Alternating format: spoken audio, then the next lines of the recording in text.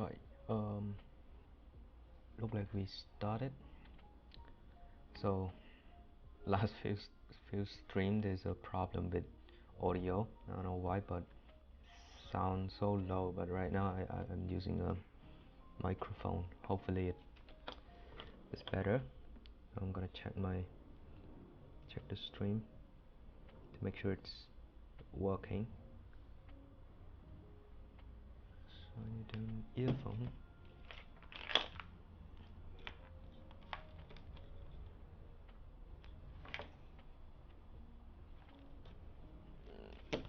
Plug into my phone.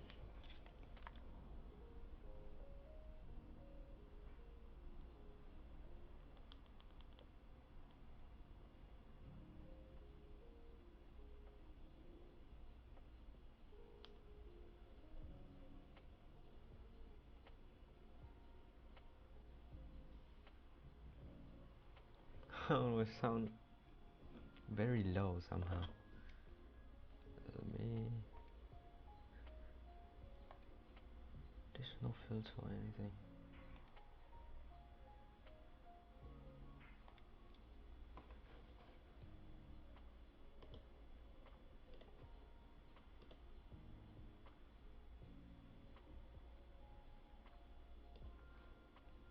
Maybe I can use that.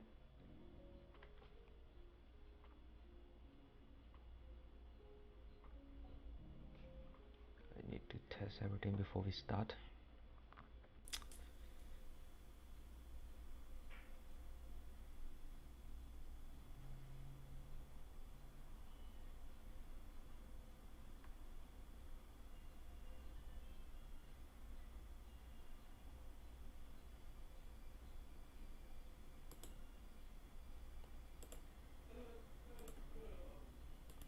I just use the default, and I don't know why it's still not working. Still sound very like low. Maybe I speak very low. I don't speak loudly because of that maybe. So yesterday we were building some RAM architecture which is not working very well because I found out that the component that we're going to use to build it, which is 74 something LS yeah, LS 189, is a 4-bit by 16-byte random access memory they're going to use, and it was recommended by Ben Eater. I still don't know how to pronounce his name, but we cannot find it on any online shop. I try to search it like LS, go to shopping. I cannot find a single one that has the same name or the same chip that has the same functionality. It all different. I don't know why, but we might want to use a different RAM, and I don't know which one yet. So 8-bit RAM, I see. Shift. Look like there's no one selling RAM chip.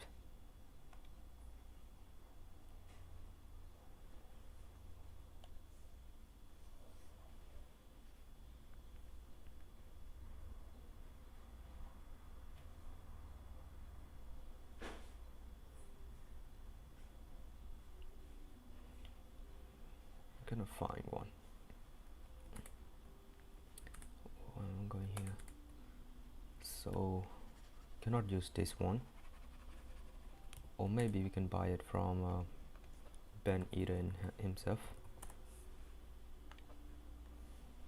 It's actually sell component for his 8-bit computer, but I want to buy the entire kits to sell to build it. All I want is to build it myself. Where is it?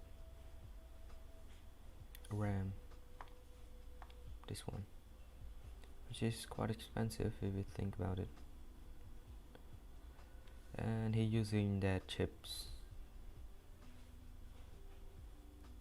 74, 190, 189.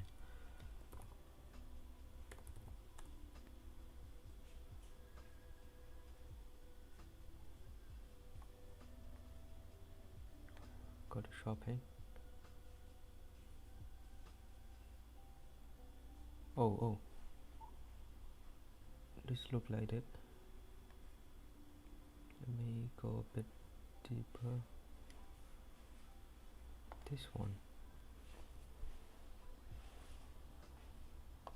Let's go to the website.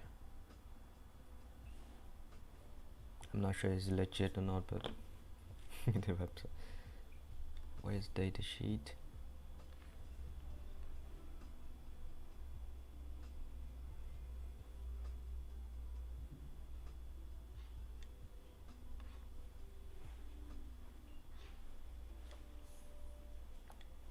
Specification.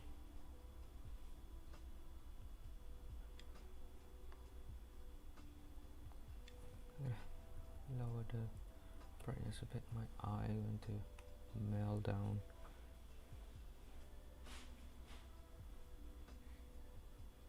So this seems right, but I'm not sure is it the one. But so we're not going to buy it yet. Look out for a different alternative. What about this one?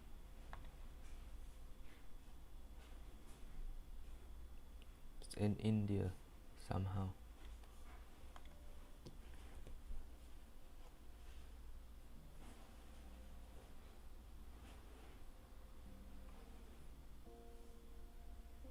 Yeah, it is. This is what we're looking for. And this is why they put that. Oh, okay.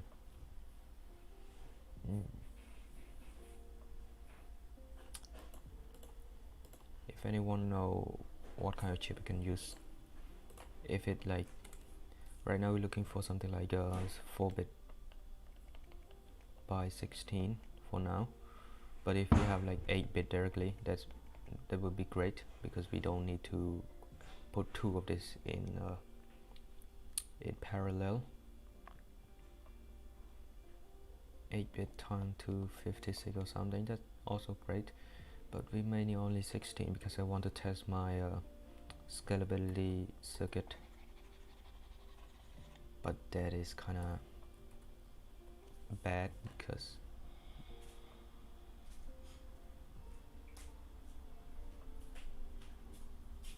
this is large.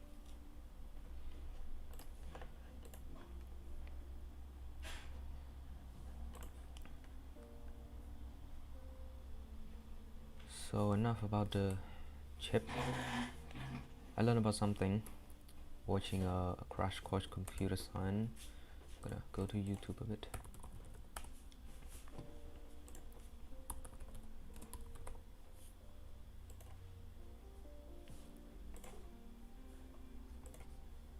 So on the episode of which one? This one, the episode 9. She talked about the problem that we're facing, the problem of the address of our memory. So, for example, our memory is 8-bit somehow, 8-bit with the 16-byte address, 16-byte address, and our instruction is divided into two. We have a 4-bit for the opcode, which is the code telling the computer what kind of operation they need to do, and the sub opcode, which is value that the operation necessarily for the operation. So most likely the sub opcode is most likely the address of the RAM.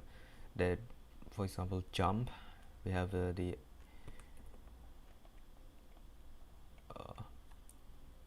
opcode of jump, and we have to tell it the address where we want our program to jump to.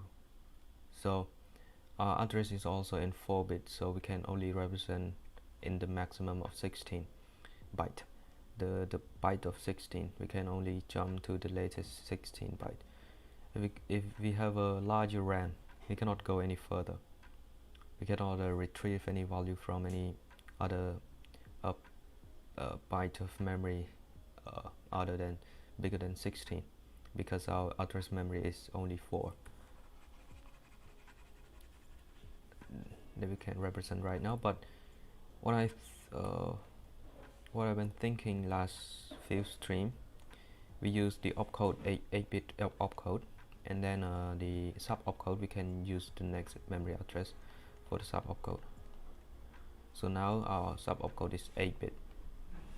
That's great. We can represent to 56 memory address, so we can go to the maximum of 256.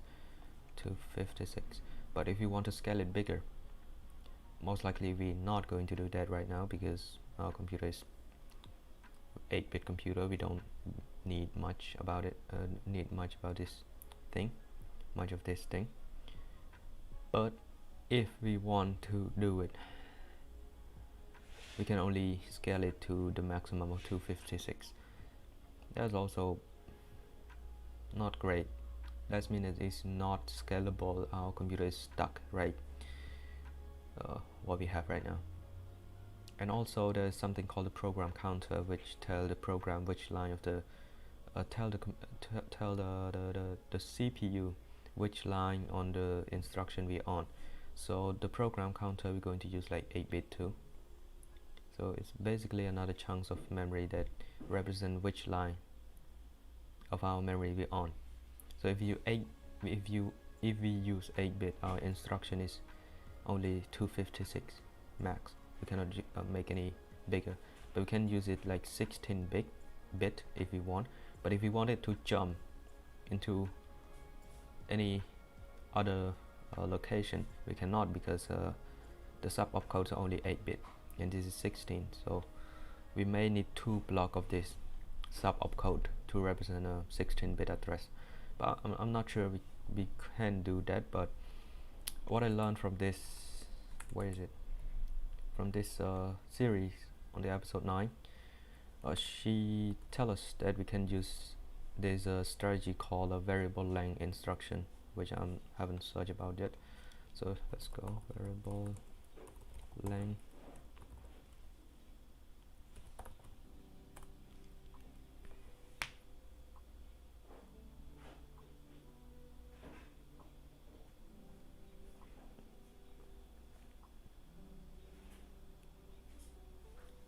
So basically there are 2 ways that we can do bigger RAM if we want to expand it. Or we can expand our RAM into 16-bit architecture instead of 8-bit. But it is bad because right now our computer is in 8-bit and we don't want to scale it vertically. We want to scale it horizontally, and we need to find a way to represent all the data in 8-bit no matter what. So this first the vertical scaling is called instruction length, I think. It's not even the name of the method, just something related to it. But the second one is variable length instruction we learning right now. But I'm not sure what is going on with it.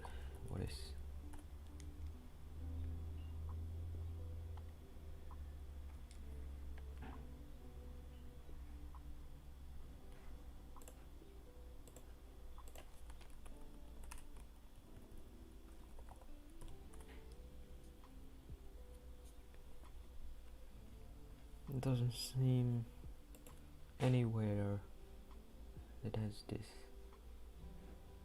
Oh, here.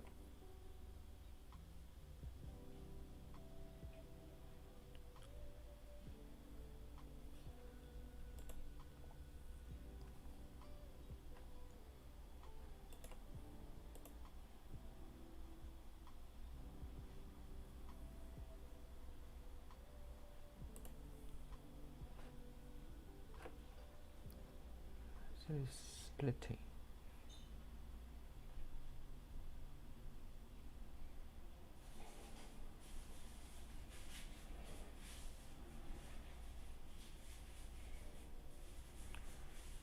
So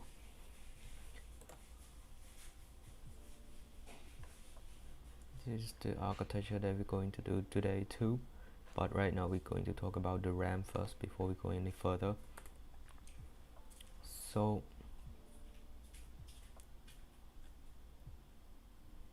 I'm not sure I understand the variable length instruction right now, but I'm going to try our best.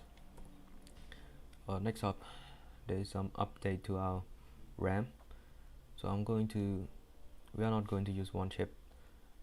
I think I said it before in the last stream. So our RAM has two chip right now, two block.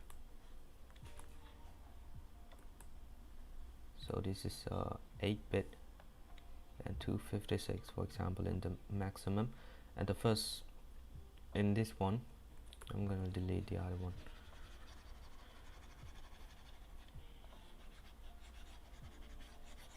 I think we talk about the same thing again and again every time we start a stream.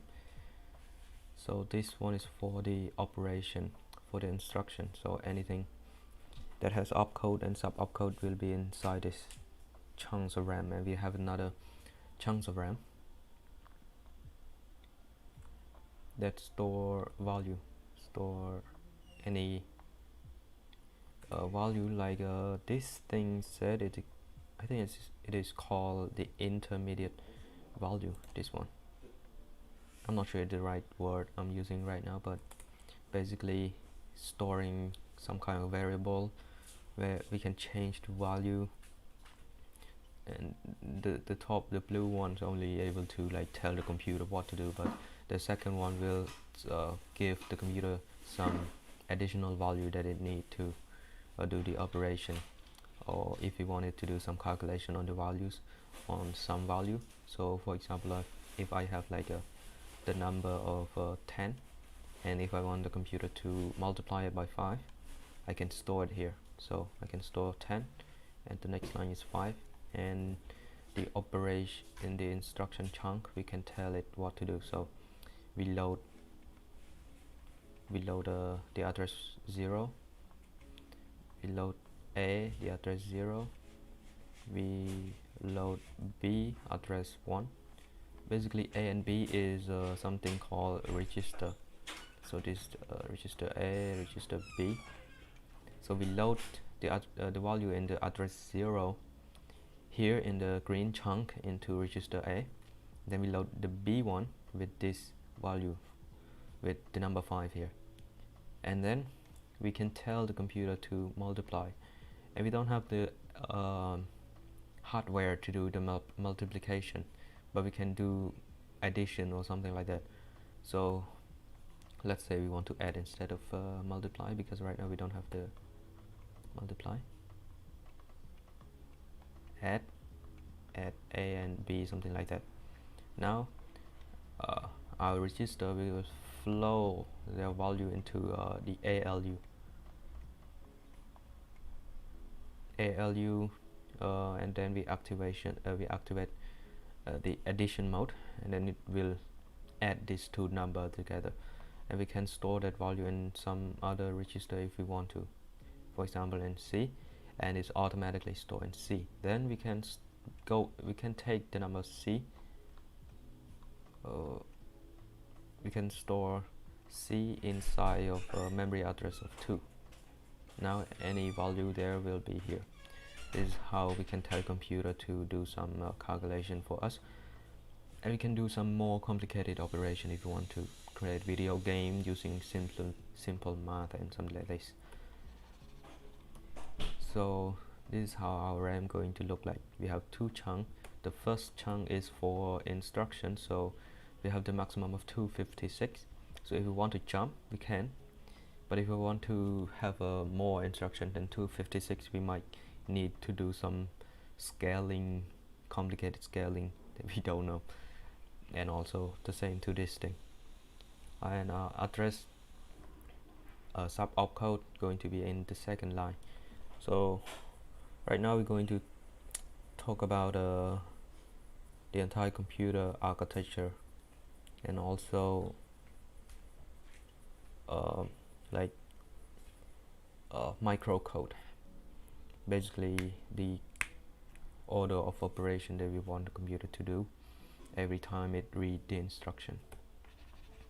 We should delete all of it, make it bigger. So this time we're going to draw it and we can look at it later.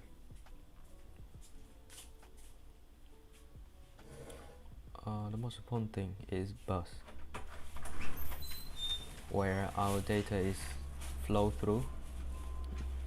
Every single component flow through this single, it's not single line, it's a 8-bit bus. So it's 8 wire, it's a real physical wire.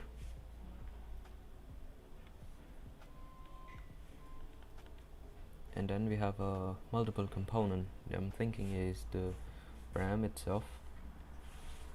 So we call it the instruction RAM. Let's call it instruction RAM because it corresponds to instruction. Most computer, they use the same RAM, but they split into two. But in our case, we're going to split it into two physical hardware instead of one. So we have the RAM. I'll change back, yeah.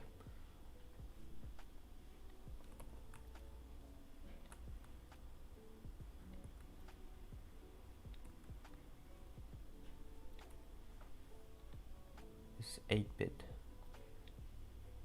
8 to 56, or maybe smaller if we don't want to build it that big, or if we don't have the component for that. And this RAM has the 8-bit information input and output, 8-bit input and output connect to the same bus. So it doesn't matter, the input and the output connect together, but we have something called the write and read enable, which enable us to tell it if we want to input the value into the RAM or take the output from the RAM, so that it doesn't override each other. So that's what I'm thinking. This is write enable, read enable,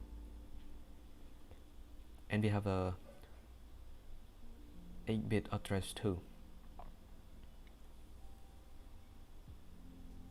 So our 8-bit address is a bit tricky. We can have a 8-bit connect to a different, oh god, this is complicated.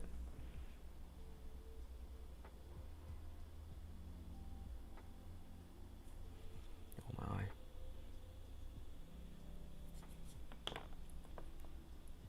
So if we want to give the address into our RAM, we must give it separately so that it doesn't override with the data we want to write or read in. So that is the problem. So what am I thinking?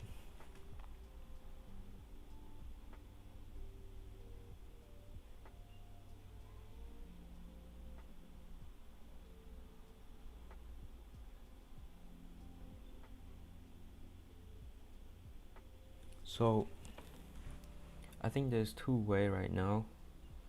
We can use the same bus, and we need at least 2 steps in order to retrieve or write data into our RAM. So if you want to read, we must tell the address to our RAM, of course, but we cannot tell the address while getting the value from our RAM because it's going to overlap together. So in the first step, we're going to store it into a 8-bit register next to our RAM, but we're gonna need additional hardware for that. So the first step is going to store it in, and then the next step we're going to write enable it. So we have the address enable, call it the address enable, so that we write it into our address instead of RAM. And then we need to read or write enable,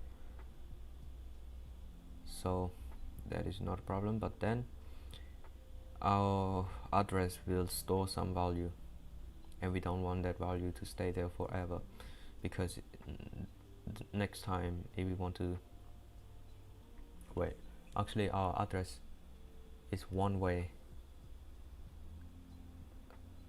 The information will flow only one way into our address register over here, so that's good, we don't have any problem, but we have to reset it, of course.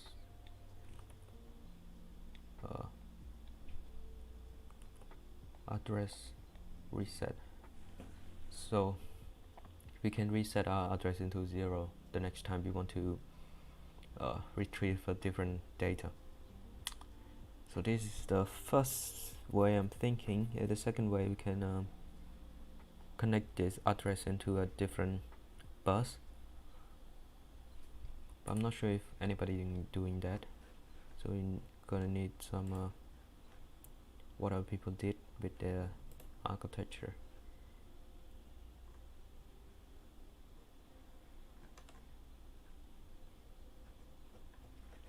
And I go to bank either.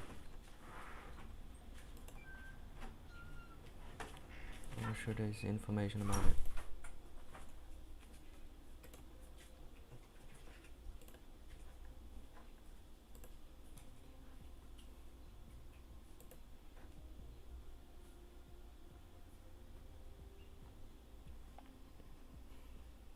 So the bus here and this address, he using a 4-bit address, but it's different. It is different. It's not connect together.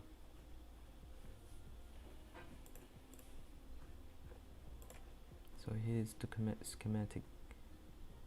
Oh, here it is. So this is register. This is RAM. Oh, here, okay.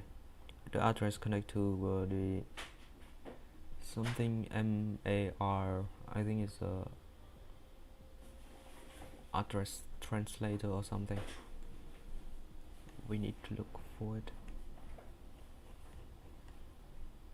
Memory address register. Oh, this is what I'm thinking. Basically, he has another hardware, just like what we said. Okay, there's not strange then, so we can use the same thing, but we have to split it into a different component, so that it is easier to think about it. How do I move this too much close to the corner? Okay, I like this so much. So let's use this color and expand our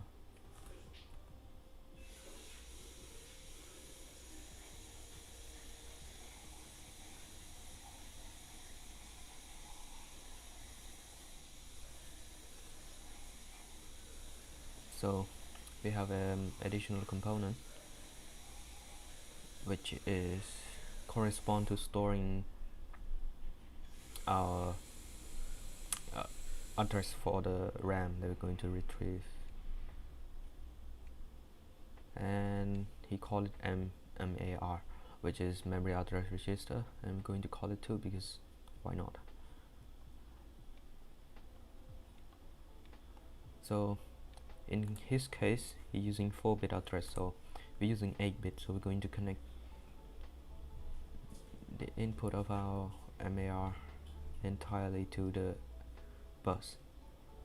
So all of it is 8-bit, so we don't have to split into 2 using the first 4-bit or anything. And basically the memory address register is just another register that can store single 8-bit value. So I think it's 8-bit by 1 register. Just and it need clock cycle. I'm not sure what's going on with that.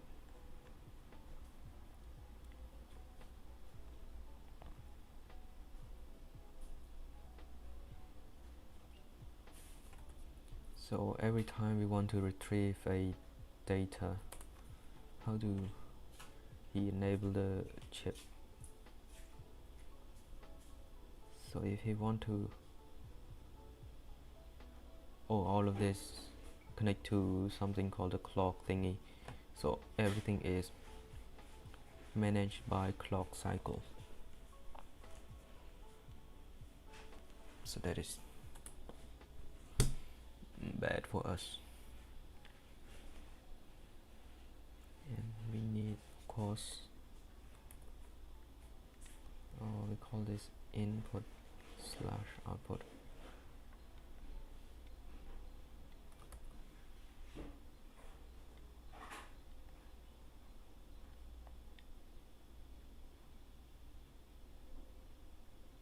Connect this to our RAM, which is address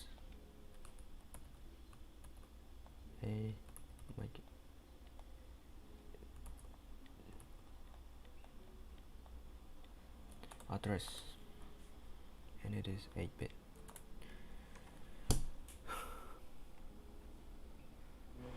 So every component in his computer is managed by the clock cycle.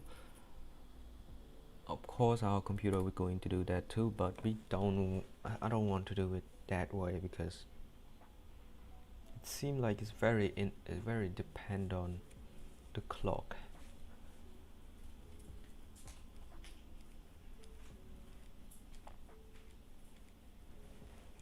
We need a control unit that tell we want to write or read data. And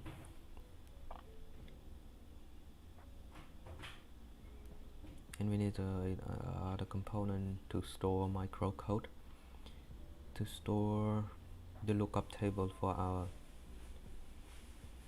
instruction.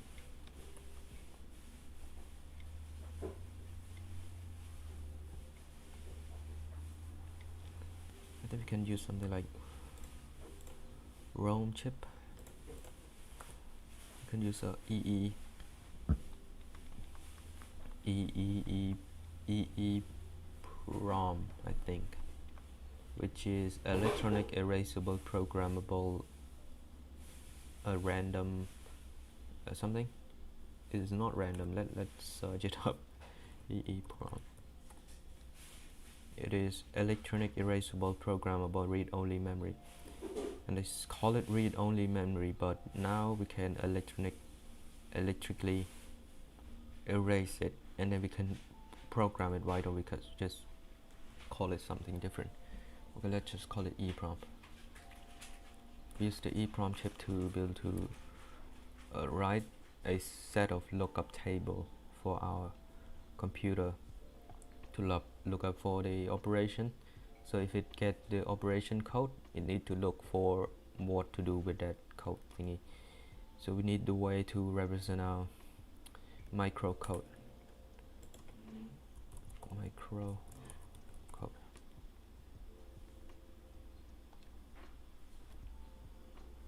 Here it is, some example.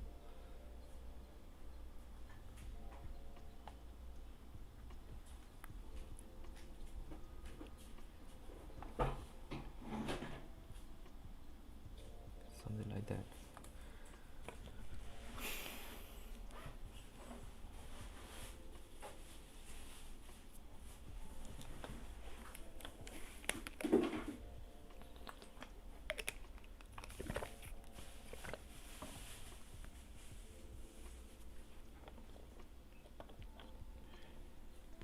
And this is just our instruction RAM.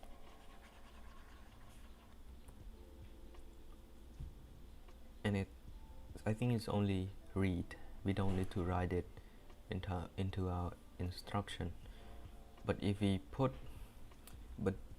enable the write, that's also great because we have the freedom to change the program dynamically. So that is also very dangerous, but also great. Doesn't really matter for me right now. So let's make it a bit smaller and change the color. And we completely forgot about our second chip of RAM.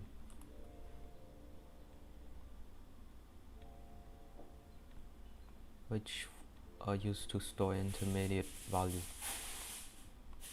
256, and it is connected to the same bus.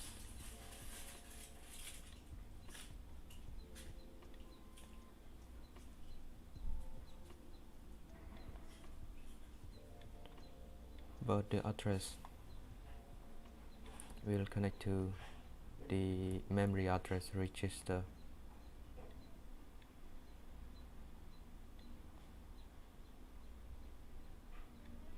Now memory address register now have two additional input. That is necessarily one is for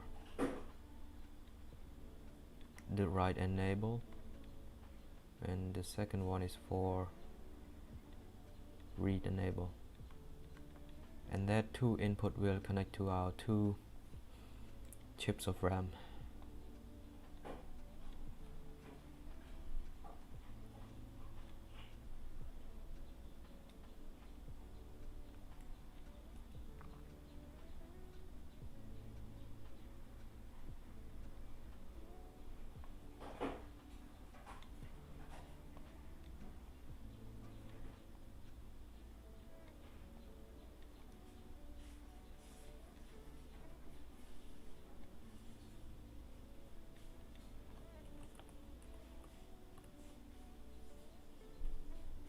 So the memory address register now should be called memory address manager or something, memory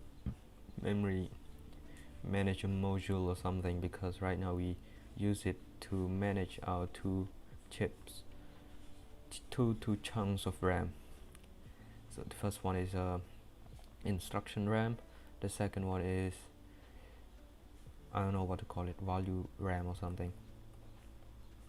VRAMs, not virtual RAM. Delete the first one, put it inside. Now we have two RAM, which is big. We have more freedom to write and more instruction if we want to write in. But the only problem right now is how do we connect this read and write enable to the other component.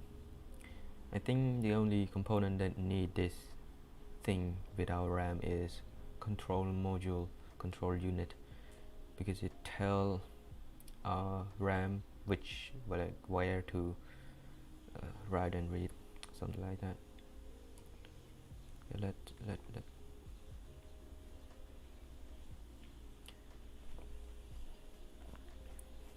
let's not talk about the control module yet because I'm not sure what's going on.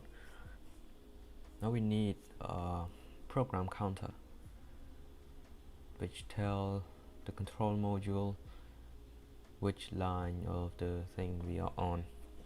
So program counter is also 8-bit. We may need 16-bit if you want to scale it bigger, but right now let's just use 8-bit. I'm not sure how we can scale it right now, but let's go with it. A program counter PC.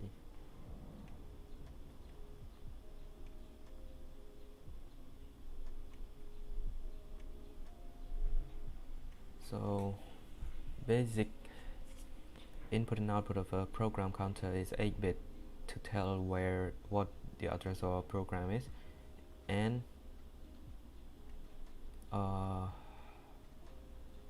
increment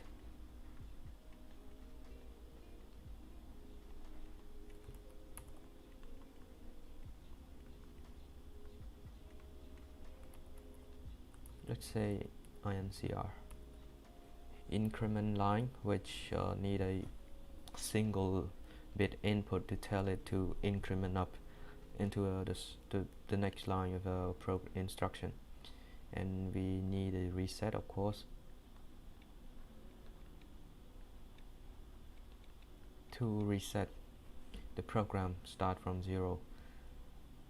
I think we also need jump. So the jump is when so we need something more first. We need the output enable. Yeah, output enable. So we need to put this to 1 in order to for our program counter to output something into the bus. So we can put this to 0 and then we put some address we want our program counter to jump to in our bus. Then we enable the jump. Boom, now the thing will jump, will write into our program counter, and then if we increment it, our program will start from that jump location. And we need to figure out how to build this later, but now it's just a component. That's all we need. Then we need our control unit. Let's move the program counter down because I want to make the control unit up there.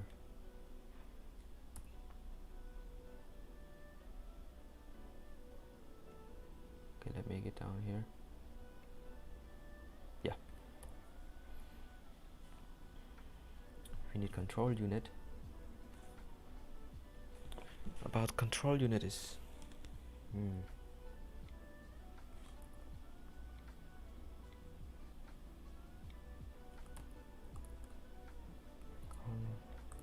let's say CU.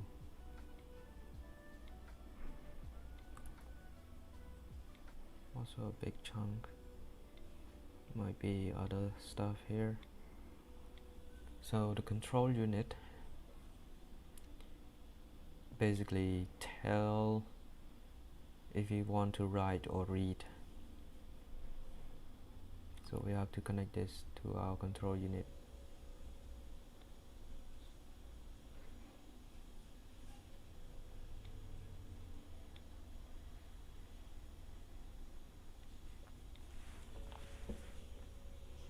And I don't think we need bus.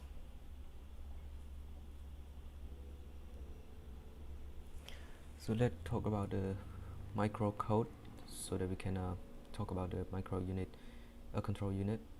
So the micro code, for example, what if we have something like 0, 1 for the load the memory address 0 into A, say something like that. Let's say A0.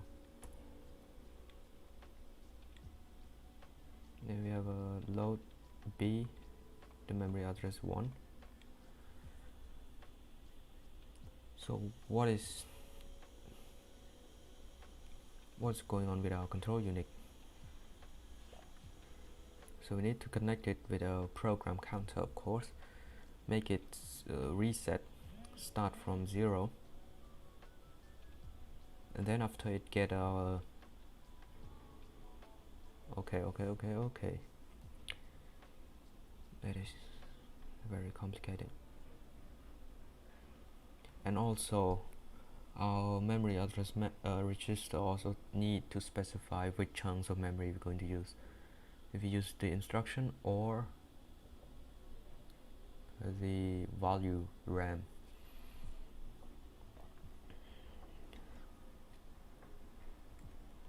So it need this, or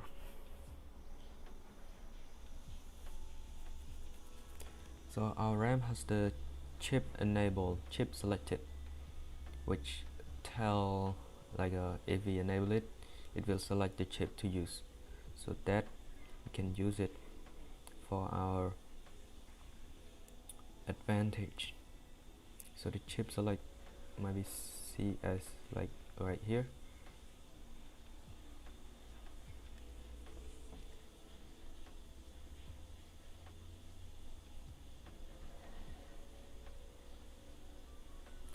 So if we want to use the instruction RAM, we have to put into 0 as a default to make it select the instruction using the NOT gate.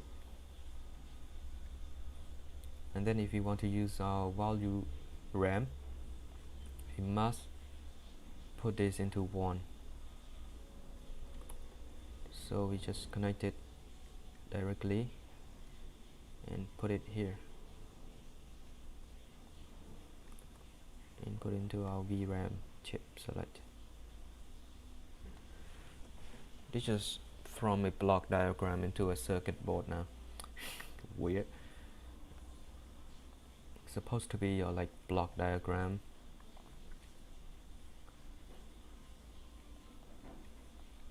I have to check my stream in case it stopped or something. Speaking alone. Okay, it's still going, not a problem. Anyone comment? No? Let's go.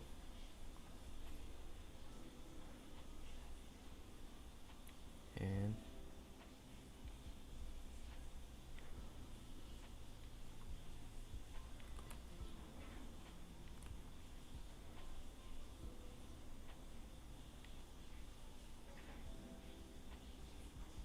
this one is for instruction selected. So we have to enable this. Wait, we don't. Let's not call it the instruction selected. We call it the value selected RAM. VS RAM.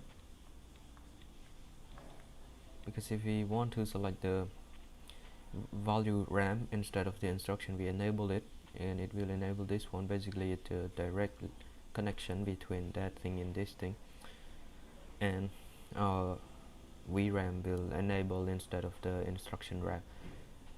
But I make it so you can see the read enable and the write enable also connect to the same, also a direct connect. Why don't we just connect the control unit to this? So the only problem is simplicity and scalability in the future. So it's easier to see, and we make everything into a module. Now the memory address register become the memory manager because it manage everything. So all we have to do is talk to this thing, and it will talk to this guy for us. It's easier. You can see it more clear. So let's go back to our instruction microcode. We want to load the memory address 0. So first of all, our control unit will have to talk to program counter. So control unit will need a clock to tell the step. So we need a control flow. First of all, reset. That is every time we start the program. So I'm not sure how to draw flow chart.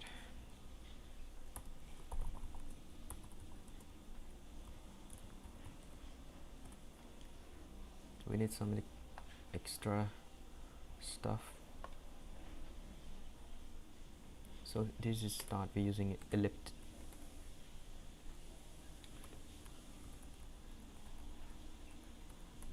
I'm gonna draw this down here so that we can do anything with the top one.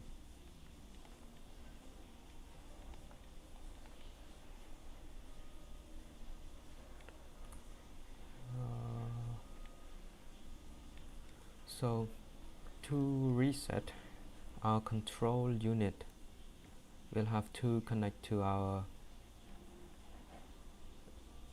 program counter to reset it. To reset the thing.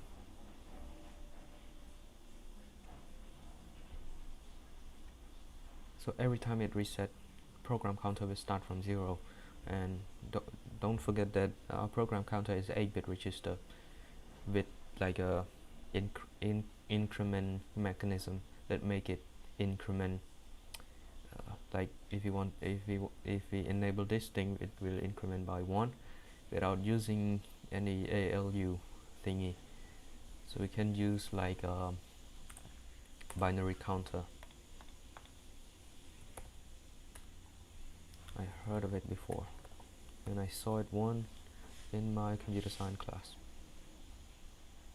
So binary counter is, I think it's made of a flip-flop or something. Yeah, large. So every time we provide a clock signal into it, it will increase by 1, increase the value inside. And after we reset it, we start a loop, I think, because first of all we output enable.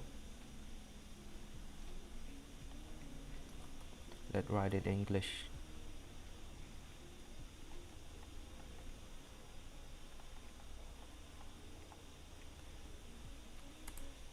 Not sure what's the graph for that. So this is the thing here. They didn't describe what's going on.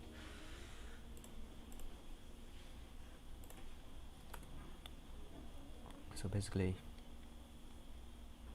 just use a rectangle, use our own definition of a flow chart.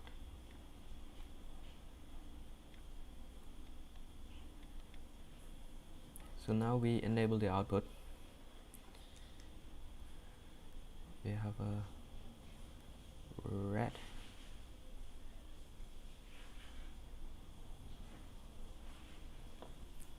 So it's enabled the output. Now the program counter will output 8-bit bus, 8-bit value into the 8-bit bus. After that,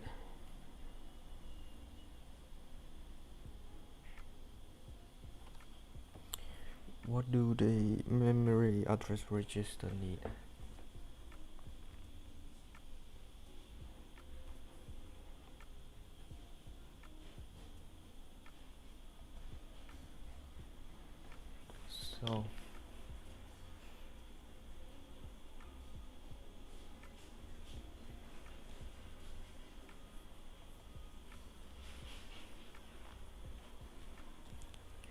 So in our memory address register, if we want to read or write, it doesn't matter. So each one of these enabled, we have to store our value, and then we have to tell each of this RAM which address we're going to retrieve data from, and then we're going to tell it to output enable. It will output the value outside, but it will overflow with this, it will overlap with this program counter address. So we need additional clock cycle to tell the address register that it is time to output something. Yeah. So in the next clock cycle, we output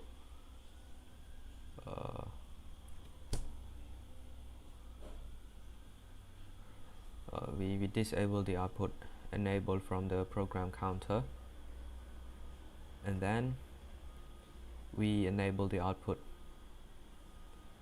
from the address manager, address register, memory address register. So we need additional wire for that.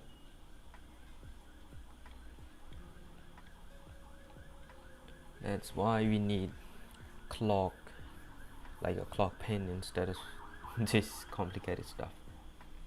but that is not a problem. So every time we read or write, if we store the address, we don't do anything with it yet, or we do it, we take our address and put it into our RAM, but we still disable the input and output.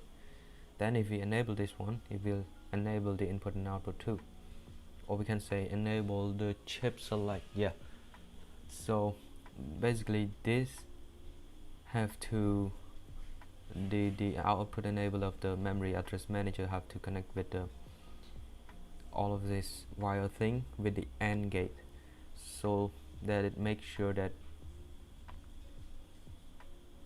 the output enable have to be enabled so that it will select the chip for us. And if we don't, the output is still 0, so it doesn't overlap with our program counter, so that is good. So now after we output enable, we have to tell our program memory address manager we want to read the value from it.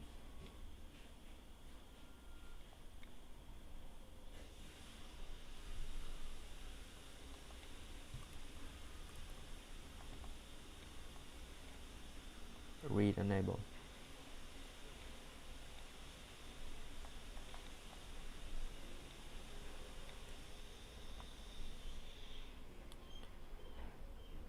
So we just tell it the read enable, but the output enable is still, we should call it selected instead of output enable, because it's also working with the input too. So enable, just enable en.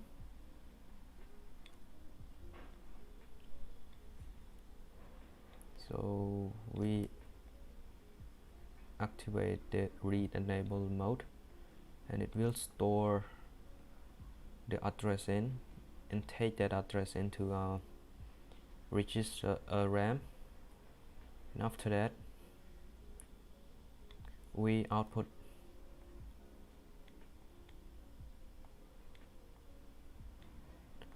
disable.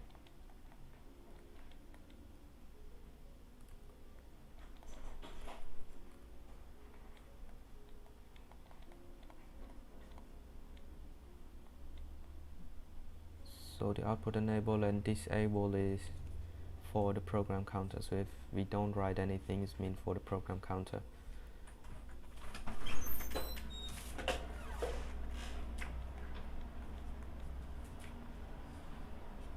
After we disable the output enable, our bus will go to 0.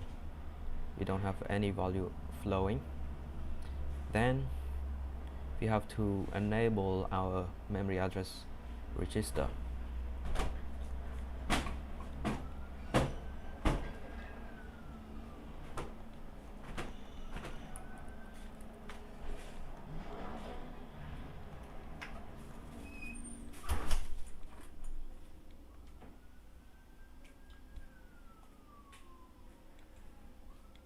So we enable the memory address manager register. Now if we enable it, it will output the thing. How do I call it, the thing? I think this input and output from the RAM should connect to the memory address register instead, and everything will be managed by the memory address manager register, I call it. So let's do it that way instead of make thing more abstract. So all we have to do is talk to the memory address manager.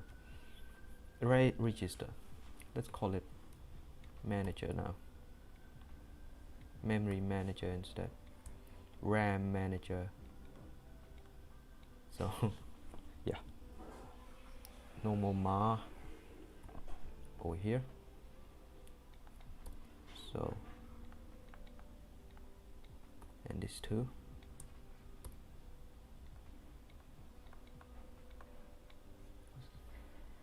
So after we enable it, the value will go back to our bus. What we're going to do is take that value and separate it to read the opcode and the sub opcode. Oh, our RAM is using a different opcode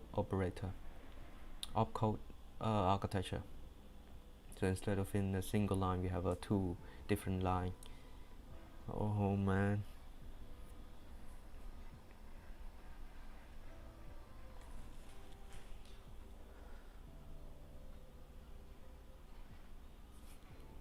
So let just go. That's not a problem, not a big one.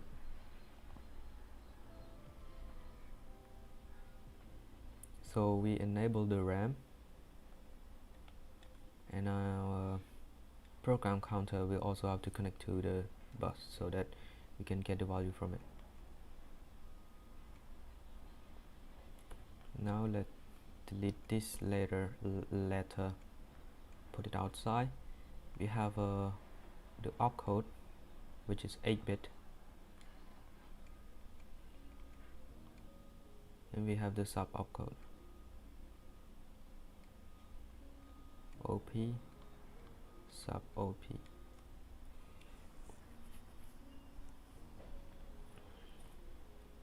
Why no, I don't need to draw it because it's just a block diagram. We need a schematic later. So our program control unit will have to internally store the value from the first line. Internally store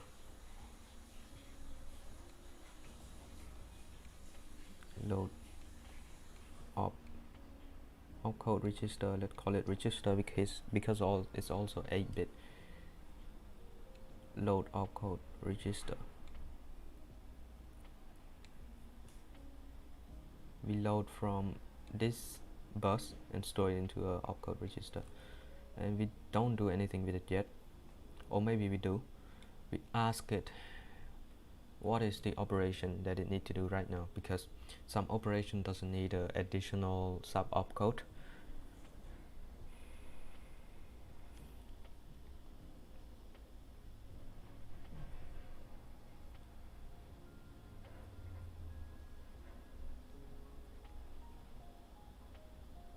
So now it need to ask, or it need to check the lookup table, what kind of operation it need to do.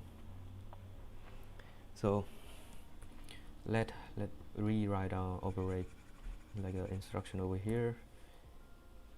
Use a better one. So our operation is 0 0 0, which is load A, for example. My computer is very hot today. Maybe it's running on 10% of the CPU. From the address 0 to, this is the instruction 1, and then we have the second instruction, which is load B from the address 1, the second address. So our lookout table might be something like this is the control flow.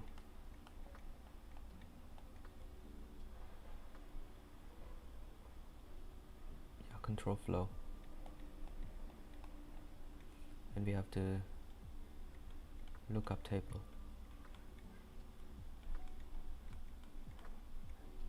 Might be something like this. So we have the opcode.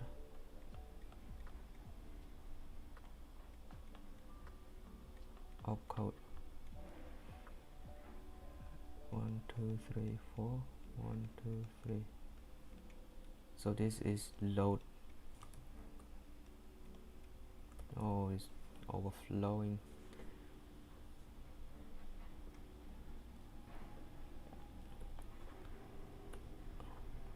Let's delete it and go a bit further to the right.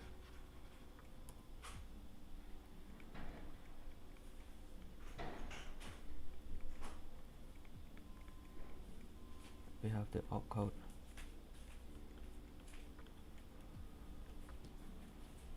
Move it. Oh, damn, I have to rewrite it again.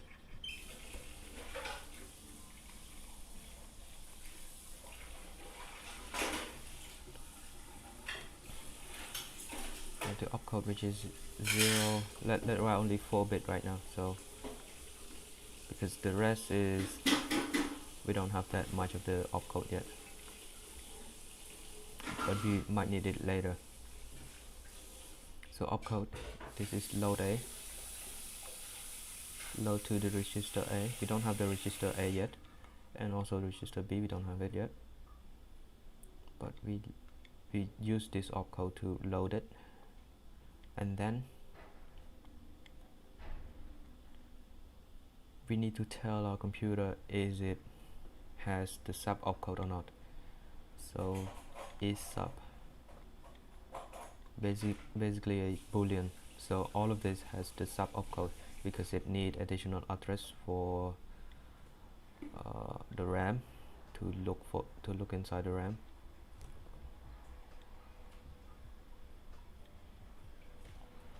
Oh my god.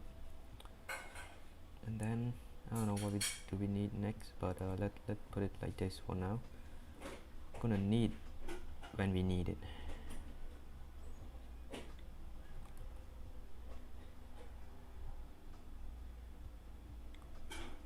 Let's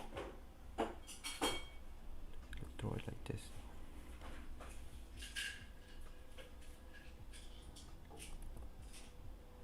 Okay. Right, we might need something later. So it will have to check for, so the opcode could be the address in a ROM in the read-only memory. So we don't need to put it into the ROM, but it is the address of the ROM itself. So then we have the, is it has sub opcode or not, which is sub, just call it like that. So we're going to ask. So now we load the opcode into our op register. Load it into the op register. After that, we look it up into from the ROM is sub.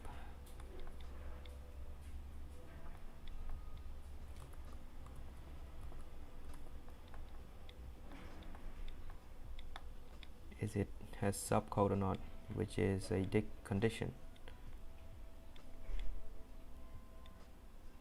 So if it does, we just need to load the additional value from our VRAM, oh no, from our instruction RAM, which is the second line in our instruction. So what we have to do is increment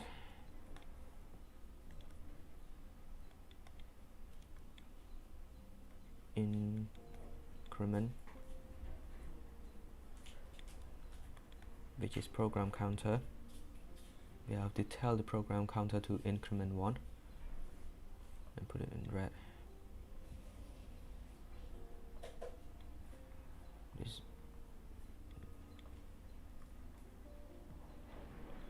So we have to tell the program counter to increment 1.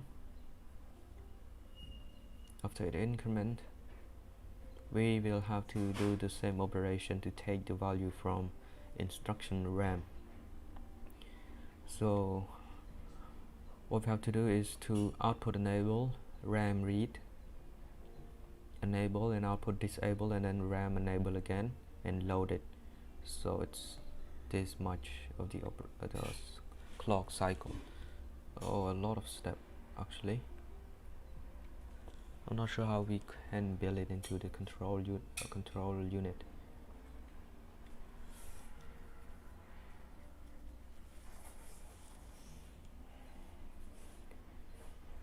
Maybe we can use like another kind of lookup table to tell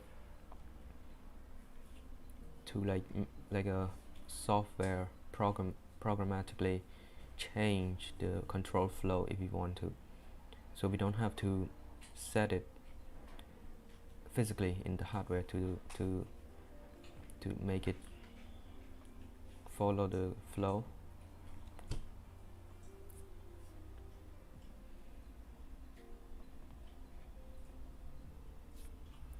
Because this is just basically repeat itself, so if you want to read it again, we have to do the same operation.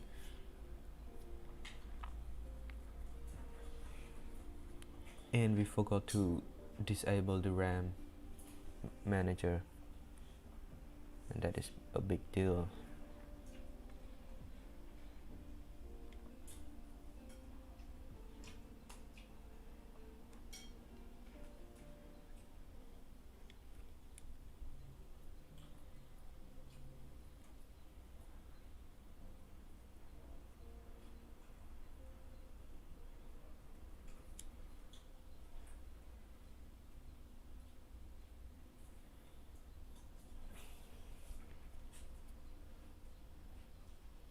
Well, let's just draw the flow for now. Wait, let's call this retrieve, and we forgot some step along the way, but let's just finish the flow so that we can change it later. Doesn't matter. So we have to go back to retrieve.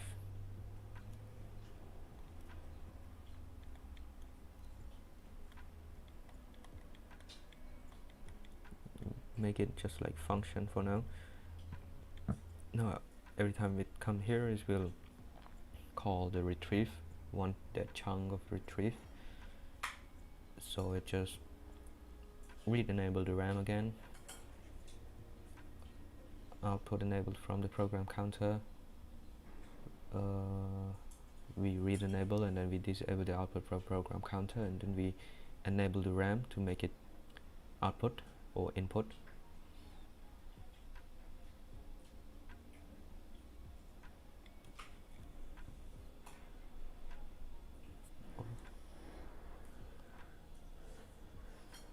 The way we designed this is wrong. So what if we want to input something to our RAM?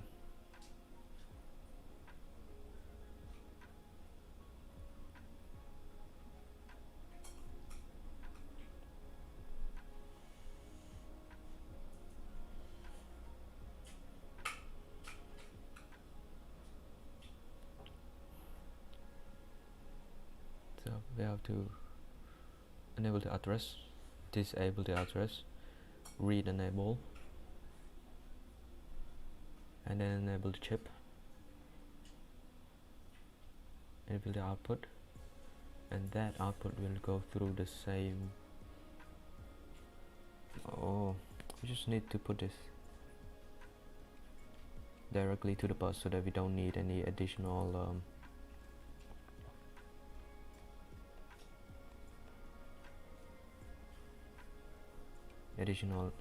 logic in the RAM manager. So after we retrieve it, we don't load into opcode register. We load it into a sub opcode register.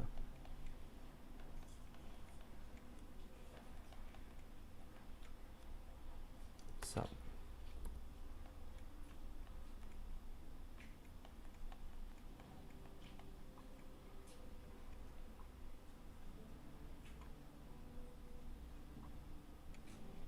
Load it into the sub opcode register, and then now we can finally look into the lookup table to do the operation. Oh, this control flow is long.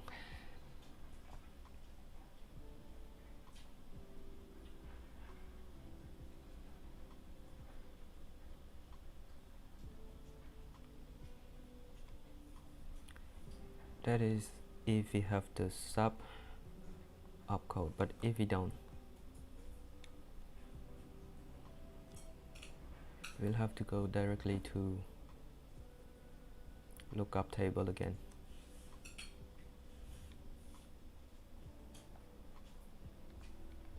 But this time we look for a different thing.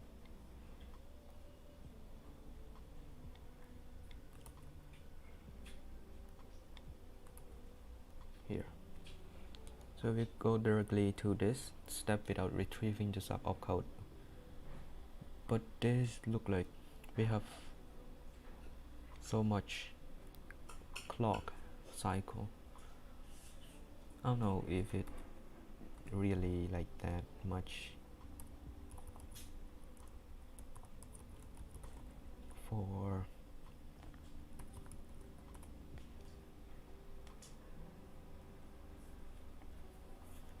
so cycle given the process by following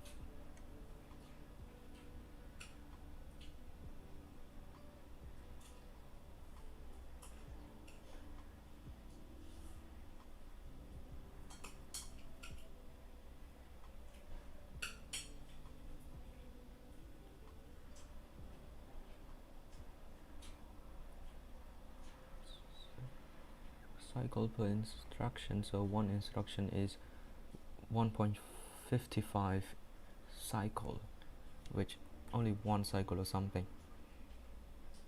but our instruction look like it's more than one, more than 5, a lot more, just to start a program loading data. This doesn't look good, and the way we represent the control flow is bad right now. We have to make it better. We can store it, but the input and output of our wait.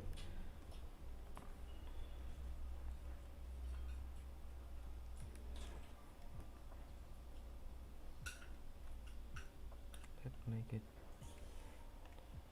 and this is 6 right now, and we have 6. So if we want to put it into a sort of lookup table,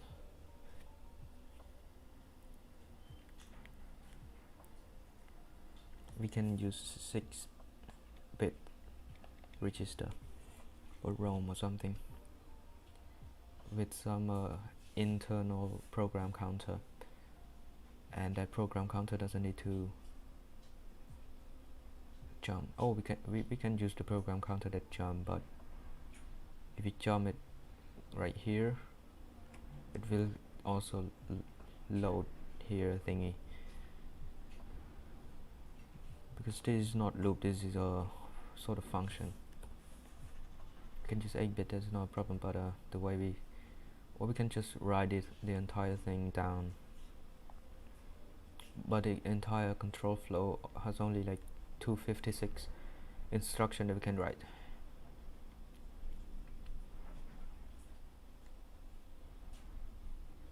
So let's continue our control flow. If it has a subcode or not, it doesn't matter. We have to retrieve the subcode, put into the subcode register, then we have to do the operation. Let's start the operation by looking up at the lookup table. Let's move this a bit to the center.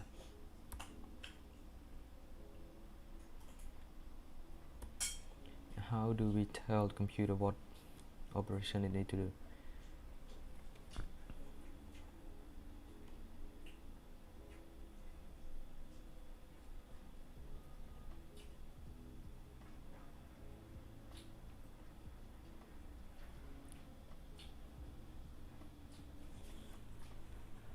So load A basically enable the output of the sub opcode. We don't enable the opcode itself. We don't need another additional wire for that, input for that. So we can use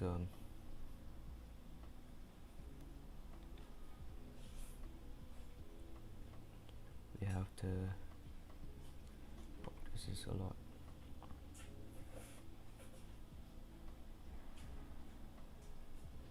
So if it has sub opcode, we enable it. We enable our sub op register to output it to the bus, and then we have to enable which register we want to store. So that is additional wire, at least 2 more. Now we already have 8, so if we have to load B, we have 1 more, which is 9. It's not good. It's not the thing we want to. What is this VRAM thing? And we not directly now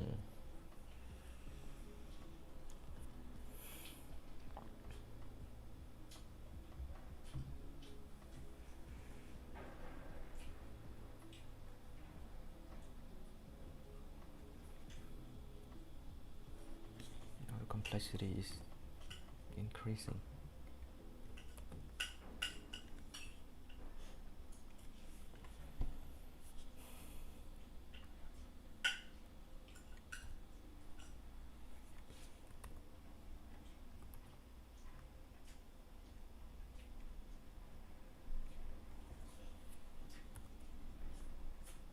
Make it clean.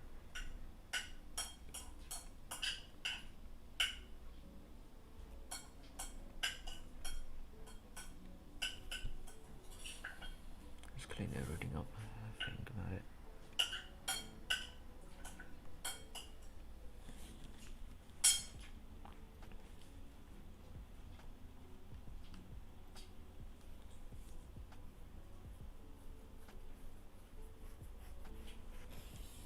We have to look for a solution.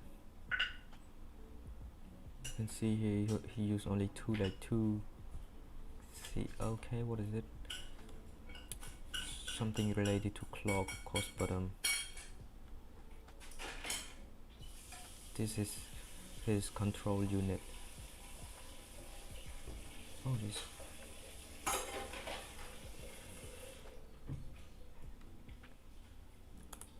We can manually do the thing, but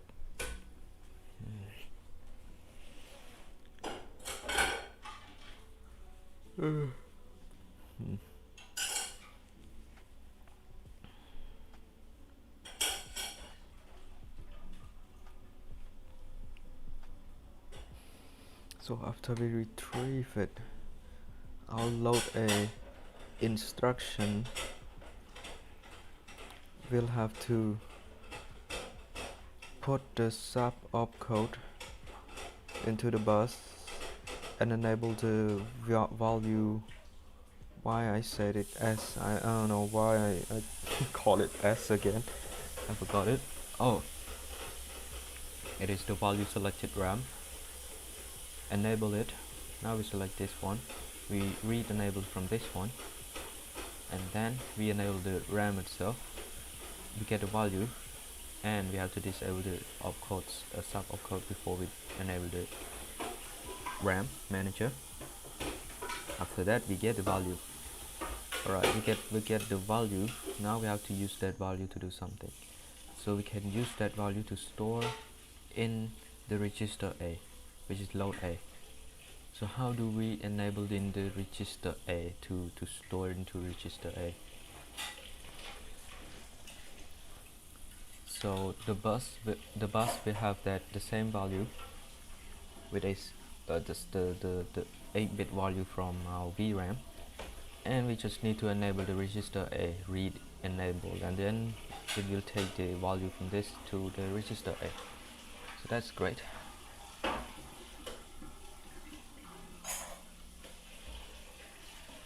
Register A. Then all we have to do is go through the same process again, increment the. So now we have the thing here, something. We have something that I just described, which is very long. Now we have to go back up, starting everything over again.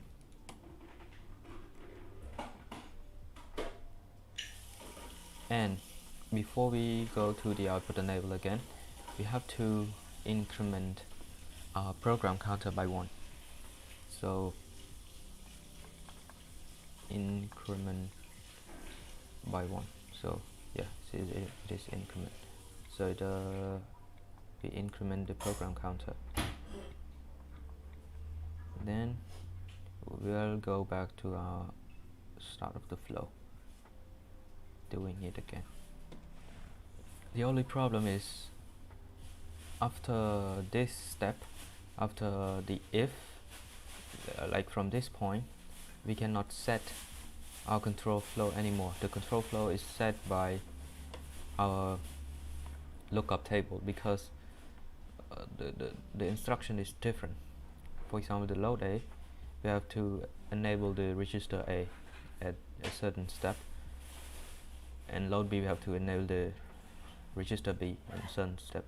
And if you have the instruction like jump, we have to enable the program counter jump, and we have to put that value into the program counter. So all of this is pre-set, which means that we can set it into a set of instructions so it can follow, and after that we can use another lookup, or we can use this lookup table for our control unit to control the jump, to control register A, B, and ALU and other component in our block in our computer.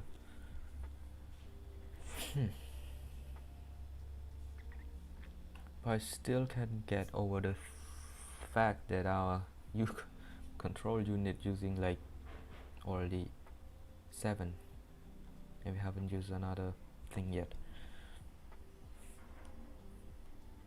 And our lookup table, I have no idea what to do with our lookup table.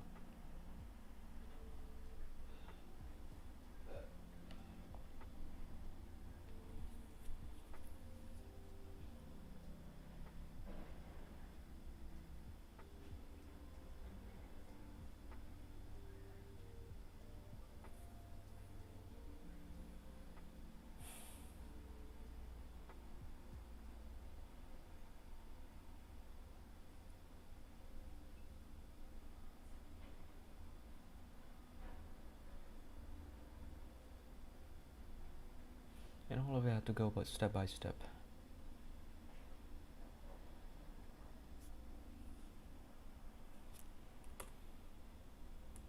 Let's check what other smarter people solve this problem. This is the control unit. Wait, just make sure it is. Yeah, control logic, it's not control unit.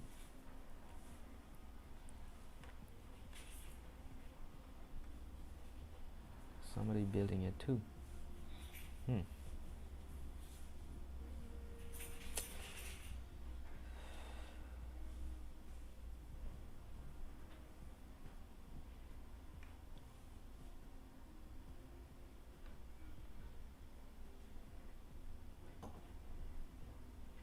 I'm not sure. Try not to like go through all of his thing, because maybe end up plagiarize his work. So I want to get the inspiration instead of copying. So I try to solve the problem myself instead of so this is, oh, this is not the thing we're looking for. So how opcode lookup table 8-bit,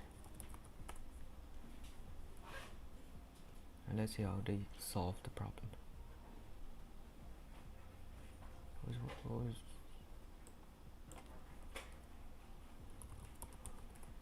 opcode table. For example, this one, the instruction 0 is add. What is this thing?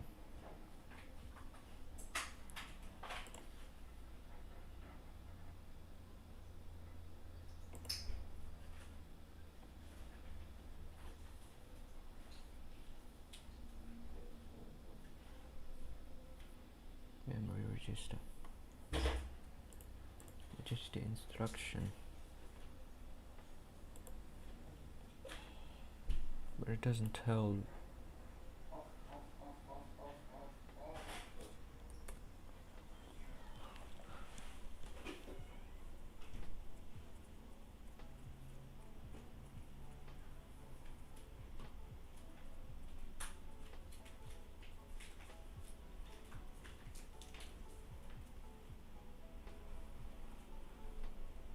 So after, is it sub?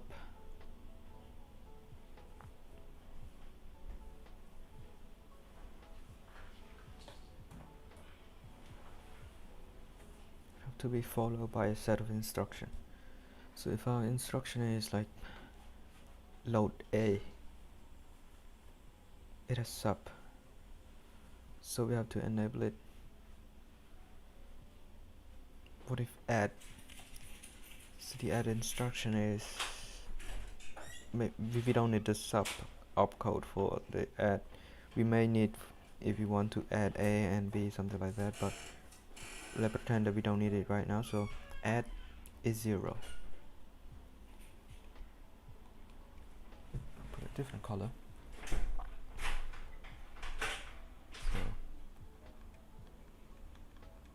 add is 0 0 0. It should be 0 1, yeah. And then we don't have the sub opcode. And what should we put it in this thing? What's like the important thing that we have to store so that our computer can just read it and do the thing by itself? That is the problem I'm struggling solving right now. So add is basically, we already store we already load A and load B. So let's draw the register for now. Register A.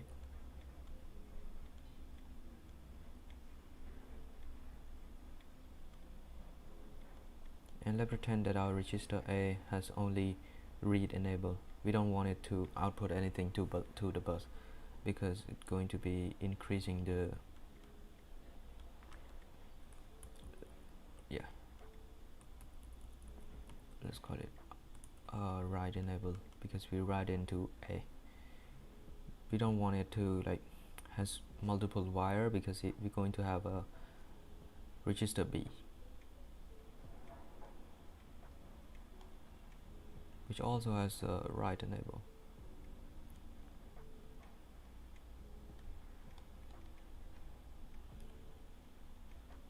And it's connected to the same bus. So what should I do? I should, or maybe we can create multiple registers together, and then we use decoding to select the register, and then we enable the entire thing entirely. That will be great, because we need only like a 2-bit to enable 4 register. So that is oh my god, let's put that idea a bit away. Let's not talk about it now, and connect it to register B. And this register B is not connected to A, it connect to this bus over here, but I don't have the, let's draw this instead, so that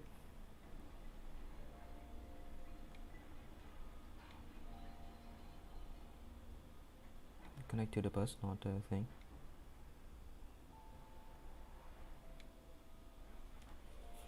And now we have the ALU, which I think we need only the addition. We don't need a wait. We also need the subtraction.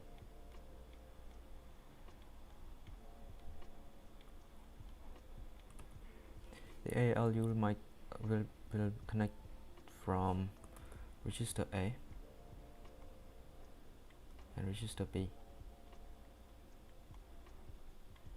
and then we have the add enable or subtract enable.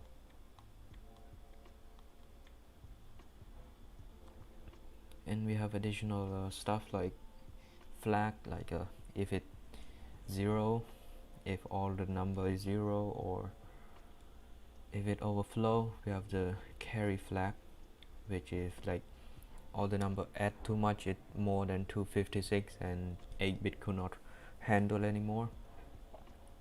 And this ALU, the value, the result will store inside register C, which is just a temporary register that we don't need to work with much.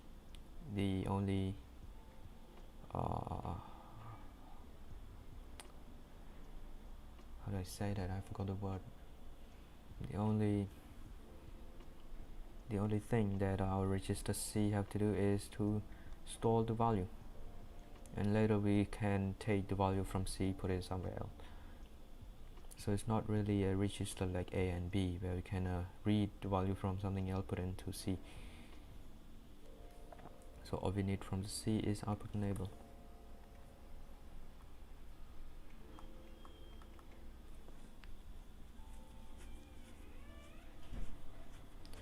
Where was I? So the add, it has 0 is sub, which means it doesn't have a sub opcode. I call it a sub opcode in case you don't know. Then we need to tell, we have to connect the add flag from a control unit into our ALU. But I don't want to do that. If we want to, like, if you have like, we want to subtract, we have to connect another wire, which is more now. But some of this wire over here is used internally with by the control unit with this control flow over here on top. So after that, still a big problem with that.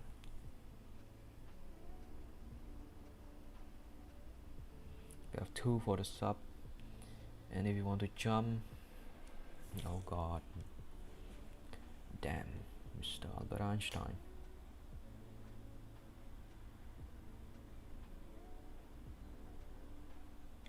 And we add another instruction.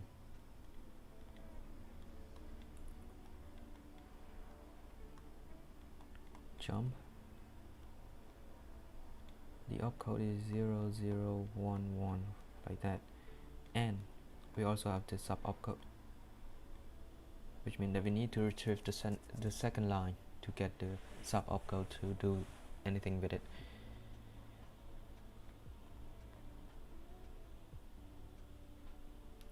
So all we have to do, if it's okay, if the sub opcode exists, if there is sub opcode in our control unit, which represented by this table over here, we tell our control unit to output enable their sub opcode to the bus. And after that, we just need to tell the control unit which component it want to enable. So by the component, I mean we have the jump, we have the add,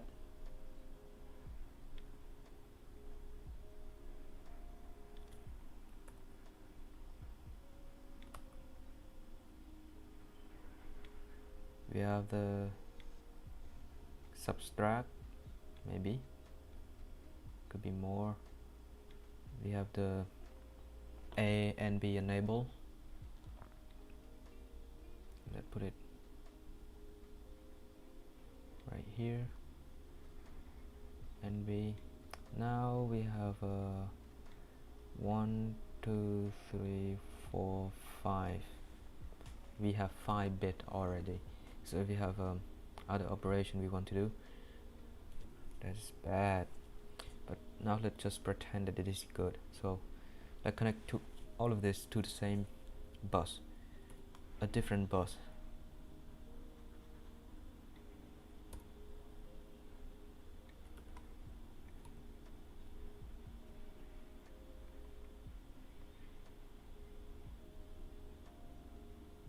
So we have the bus over here, and that bus will connect to this control unit. So remove our instruction example, it's just an example.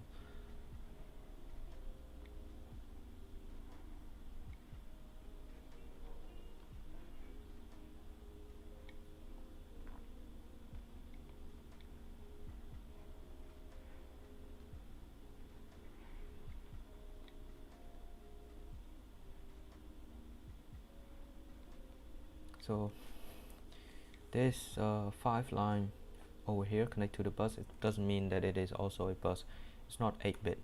I'm gonna clean this a bit, make it more straight up.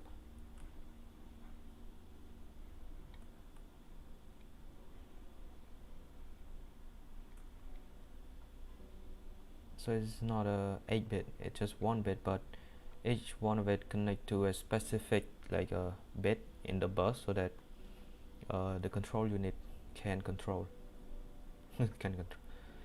So now we have we call this bus something like control bus. Cock and ball. Control bus. Let's call it that to make no confusion.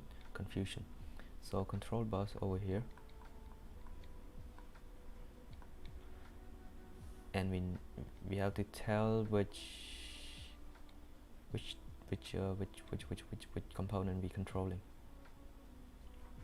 So for example, the first bit control one component, the second control the other. 1 2 3 4. Yep. So if I want to enable the A in this bus, might be, so this is 0 1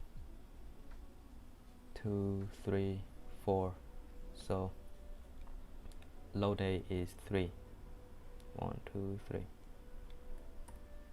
Put it 1 like this. So I have to store the information like this, and when the control want to start this step over down here, it will take this value 8-bit and it will just output into the control bus, and then at the end of the control bus it will get one of this component will get the enable value, and it will enable, because our 8-bit bus over here already have the value that it need to work with. So I have to load A, so it has a is sub, which means it has a sub opcode.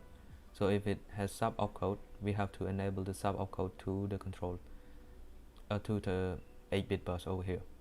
So now we have that value here sitting there, do nothing, because we haven't enabled anything yet, right? Yes. So all we have to do is to enable one of the component to take the value in. So if we enable A, it will take the A in. Yeah, we enable A, we take the A in, and then yeah, we will take the value into A, and then we start our loop again, the next instruction. Yeah, that seems good now. Now let's go to loading B, which is 0 0. Yeah, so this is the second line, connect to the bus in the second line somewhere in there, and add is the first one.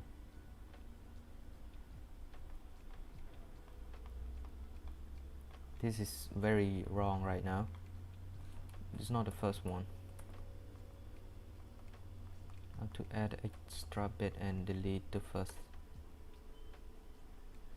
because all of it has, one of it has to be enabled to add. And we have the subtract, which is the last one. I have to put the subtract over here.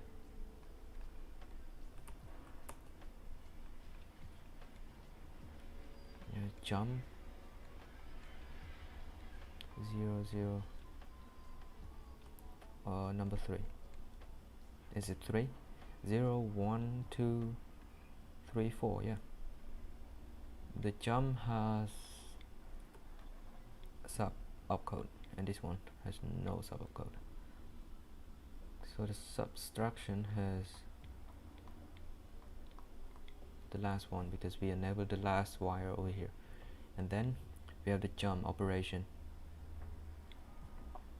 Jump operation is the first one, so we count from the bottom.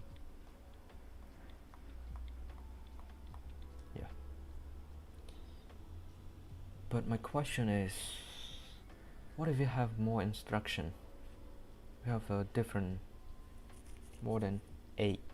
Right now we can use only 8, and we're using like 8-bit thingy which control only 8, which is bad. Which like the 8-bit could store the information like 256 amount of information, but right now we waste a lot of it. We just use 1 bit at a time. Oh, what's this too?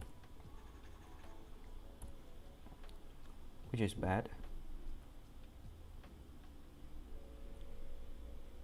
Oh damn. Oh, that genius. What if we use the decoder? Decoder. I don't know how to draw it. I just saw it in some software. That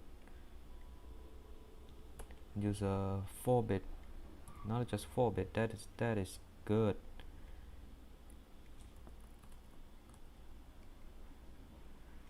Four-bit decoder.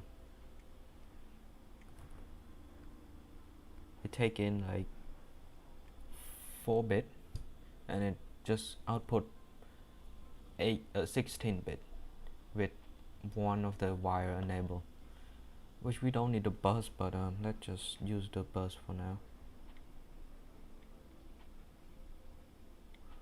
4-bit to 16. Now we don't need to write it 8-bit like this. We need only 4-bit, and 4-bit is really a binary number, not just we don't use only 1 digit at a time anymore. So let's number this thing so that we can easily see later.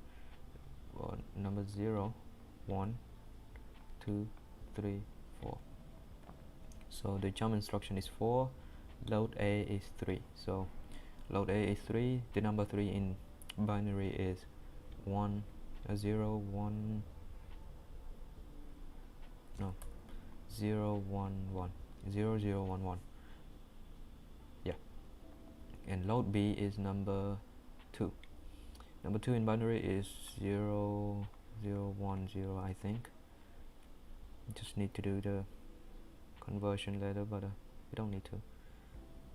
Addition is number 1, which is 0 0 0 1, and subtraction is 0 0 0 0, and jump, which is 4 0 1 0 0. Now we can have 6-string instruction with only 4-bit of information we can store. We need to store, and we may be able to do it with the control flow too. That's great. So now all it have to do is to decode this thing into 16-bit, which correspond to 16 wire connect to different component, and only one of it enabled, so it enabled one of the component we're doing. And this is the control.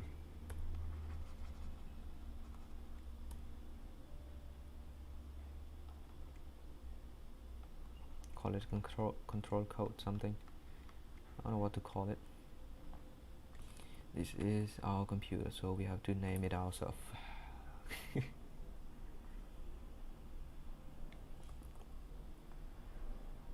Now we doing it. So after it done doing the operation, if it jump, it just need to put in the value, and then we run the next operation, increment it.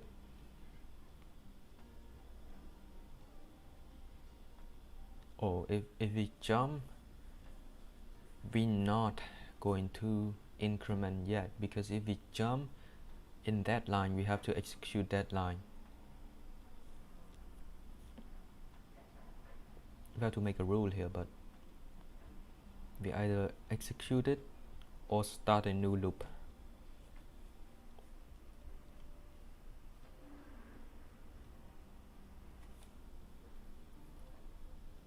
Yeah, basically.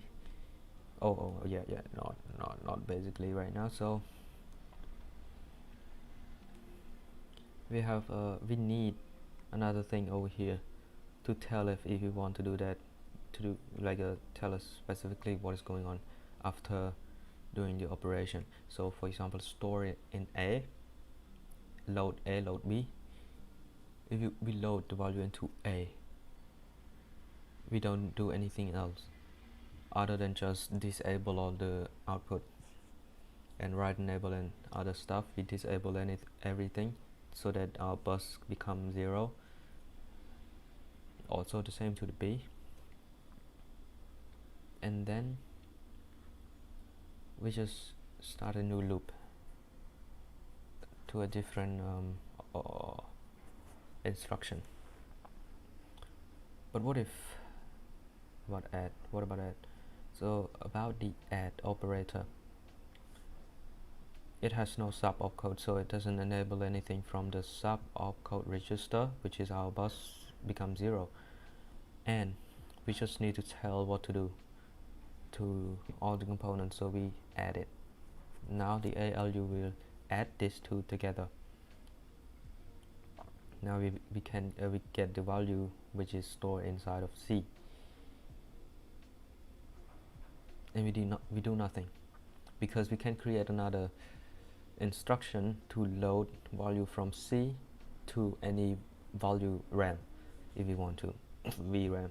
You need some water.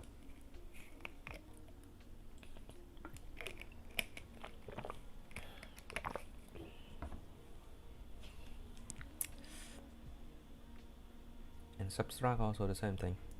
All the subtract operation, it's all done inside the ALU using the inverse, the 2 complement, to convert one number into negative and add it together. Just simple.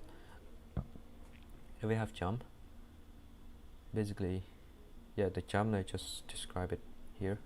If we jump, we have to execute it. It's either this extra thing is tell the computer to execute or not, but some other operation doesn't need to be executed or something like that.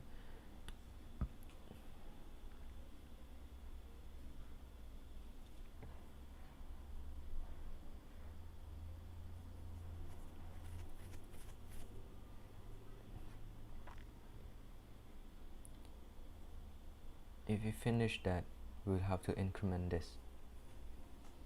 So we can disable there to stop the increment, and enable it to enable the increment, so that next time when it's arrive here, it will increment to the next line and continue the program instruction. But what if we have a different instruction? For example, like jump on some specific condition, which is carries. Jump is carry 0 or something. If it not, no, I don't mean 0. Jump is 0 using this instruction. 0 1 0 1, and I don't think that, oh, jump also needs sub up. So what it have to do is we'll enable the sub opcode from our control unit to the bus, and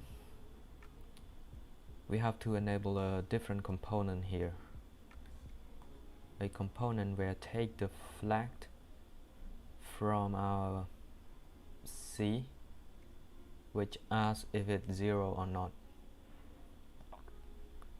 and then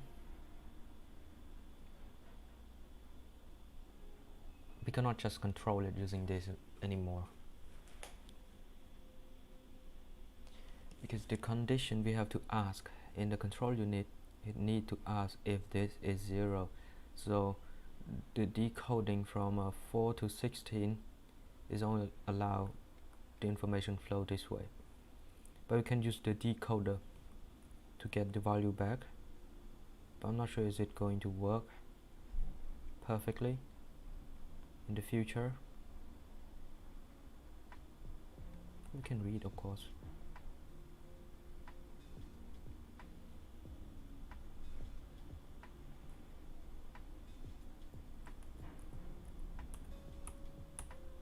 Oh yeah, so we don't need that decoding or anything, we just need to connect this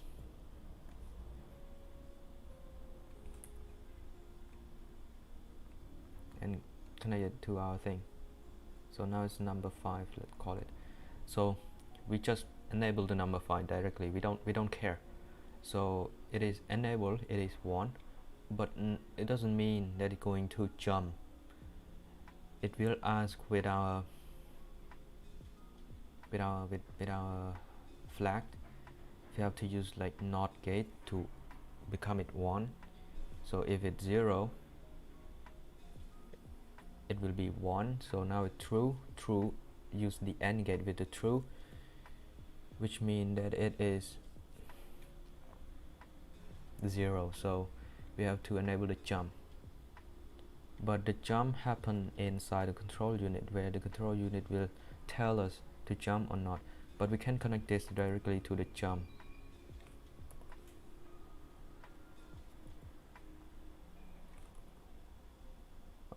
Directly to the jump to tell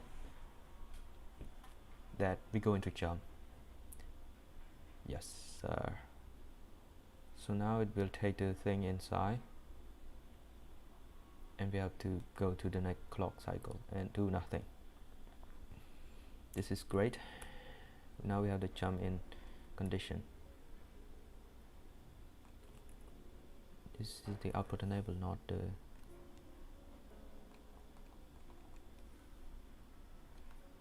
and then we have the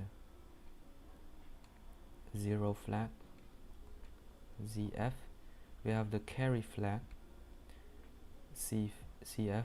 So we have 2 of it here. So this one is something flag controller. I don't know what they call it, but let's say flag controller FC.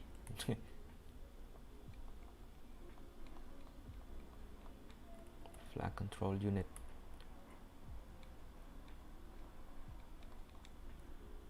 So most likely it just jump if 0, jump if carry. So we need to increment this by 5, 0 into 5, not by 5. So it's a 0, 1, 2, 3, 4, 5. This is also 5, number 5.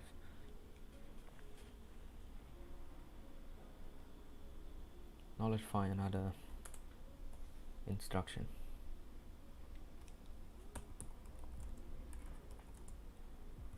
It opcode. What are computer using?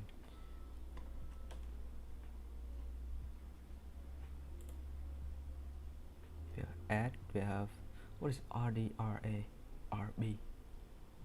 Oh, okay. So we just put the value into D by adding RA and B. We can specify our add. Now our add and subtract has subcode 2. Basically,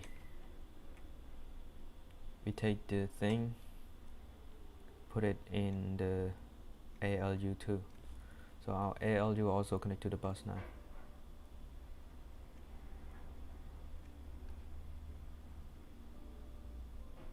Now the sub opcode will tell the ALU what to do. So our ALU will need some additional mechanism to tell like what add what with what. So basically it just add A and B, but I don't think our ALU has need any information about it, because we just connect it directly from A and B and then the output directly to C, so let's just not make it simpler. Our computer is simpler, make it simpler.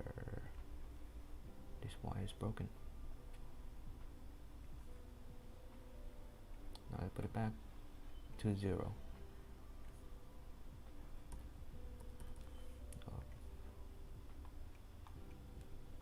And I see in here that they have a AND gate and OR gate in software, which means that we can use AND and OR programmatically. The increment will have to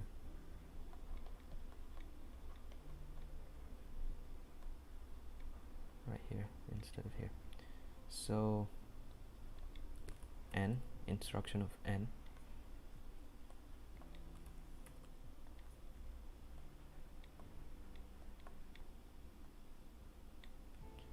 So the instruction of N is 1, 1,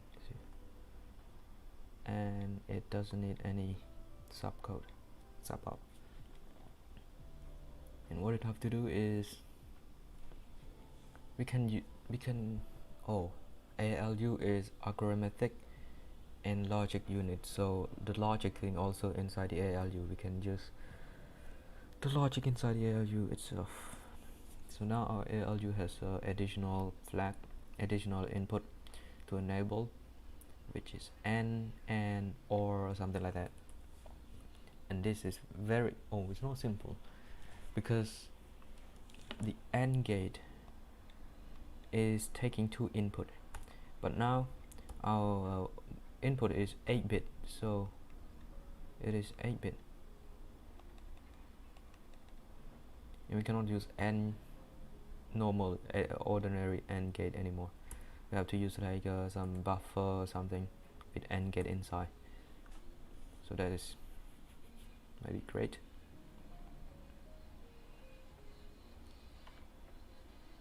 So we just need like a 0 0 number 6 now, 0 1 0, and we have the OR instruction, which is 0 1 1 1, which is 7 I think, and this one also 7. Now we already think about the microcode. It's almost complete. Very great. What are these? If A equal to D, yeah, we should do this. We should ask if 2 numbers equal to each other or not.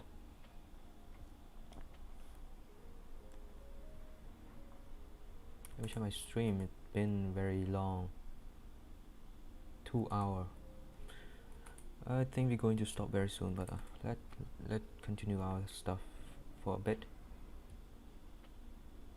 So all of this N and OR will be 2 flag from this, and we're not going to connect it, make it confusing. So now we have just 16 bus over here, and if you think about the hardware, we're going to need a lot of breadboard if we make it on breadboard. Not a big problem, just need money. After that, if equal, we can use jump is equal, that is the family of jump. 0 now is number 2 to the power of 3 is 8, yes. 1. It need address to jump and do operation code. the control code, which is 1000. So we can use this, the flag control unit, but we can call it the jump control unit because it do a lot of jump. So we don't need this for thingy anymore. We put that for directly into our jump control unit. Our control unit will be correspond to, has everything to do with the jump. So if I want to control the jump, we can remove this wire, and now we just need to decode it into this control bus, so now it can jump using the jump control unit. We have a normal jump, we have a jump is 0, jump if carry, jump if equal.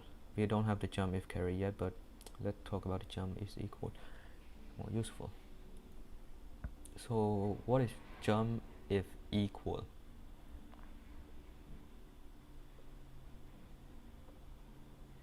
So basically jump if equal is just two other operation. I think it's only one.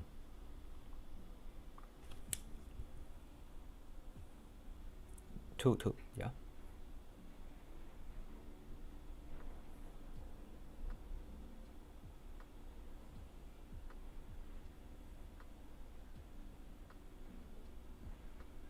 The jump is equal, it just, we need to take A minus B.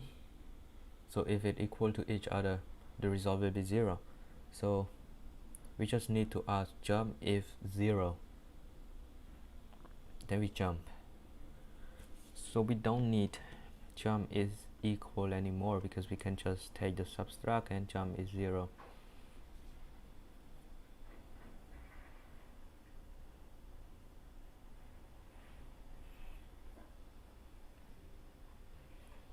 The only other thing that we need now is jump if greater. That is more useful.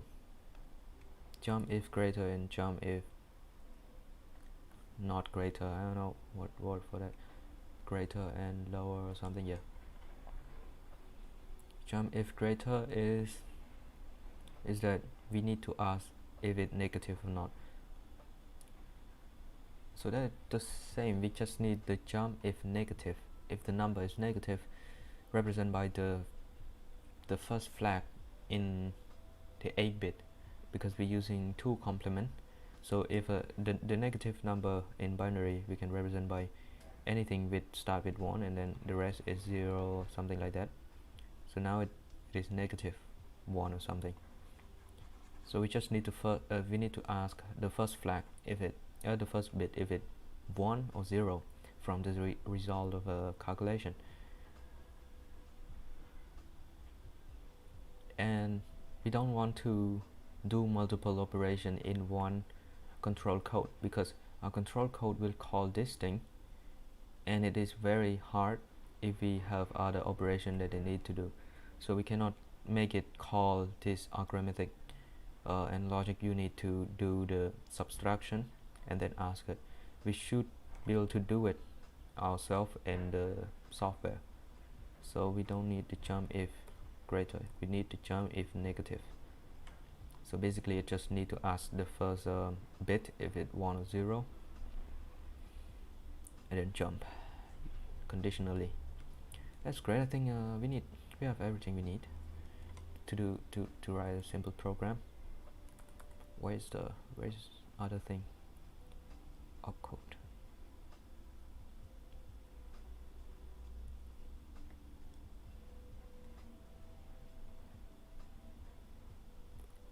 The way they jump in this opcode over here, they jump by adding instead of directly jump into the address.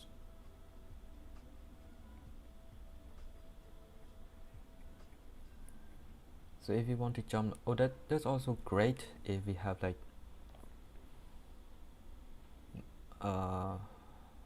higher, like if our RAM has more than 256 byte.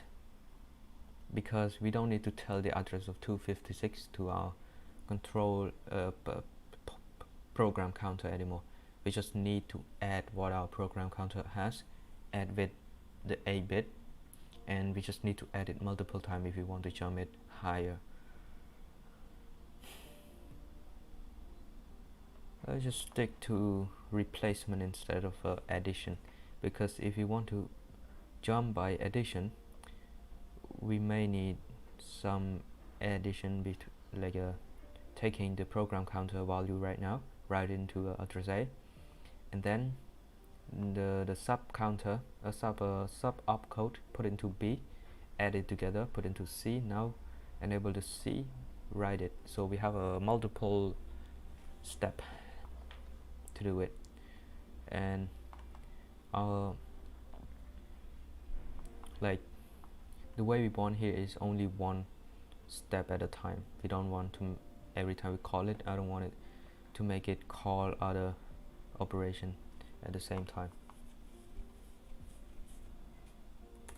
So we haven't think about the increment when jump yet, so we have to think about it later. This is what other people control like a architecture would look like. The architecture is very simple. It's like very clean. It has like only one bus and clock. You just input a clock, everything will be good. But I'm not sure how to use clock, so I'm gonna need to use something more complicated but easier. I don't know what should. I'm not sure what does that mean. So this is what our CPU should look like, not the finished version. We have to design it in some circuit simulation later to make sure it is working good and make it cleaner. I think we should like write some program with our instruction. If so, in case you don't know how to write, so all we have is this operation over here, opcode over here, and all we have to do is use all of it to write the program. So let write the multiplication.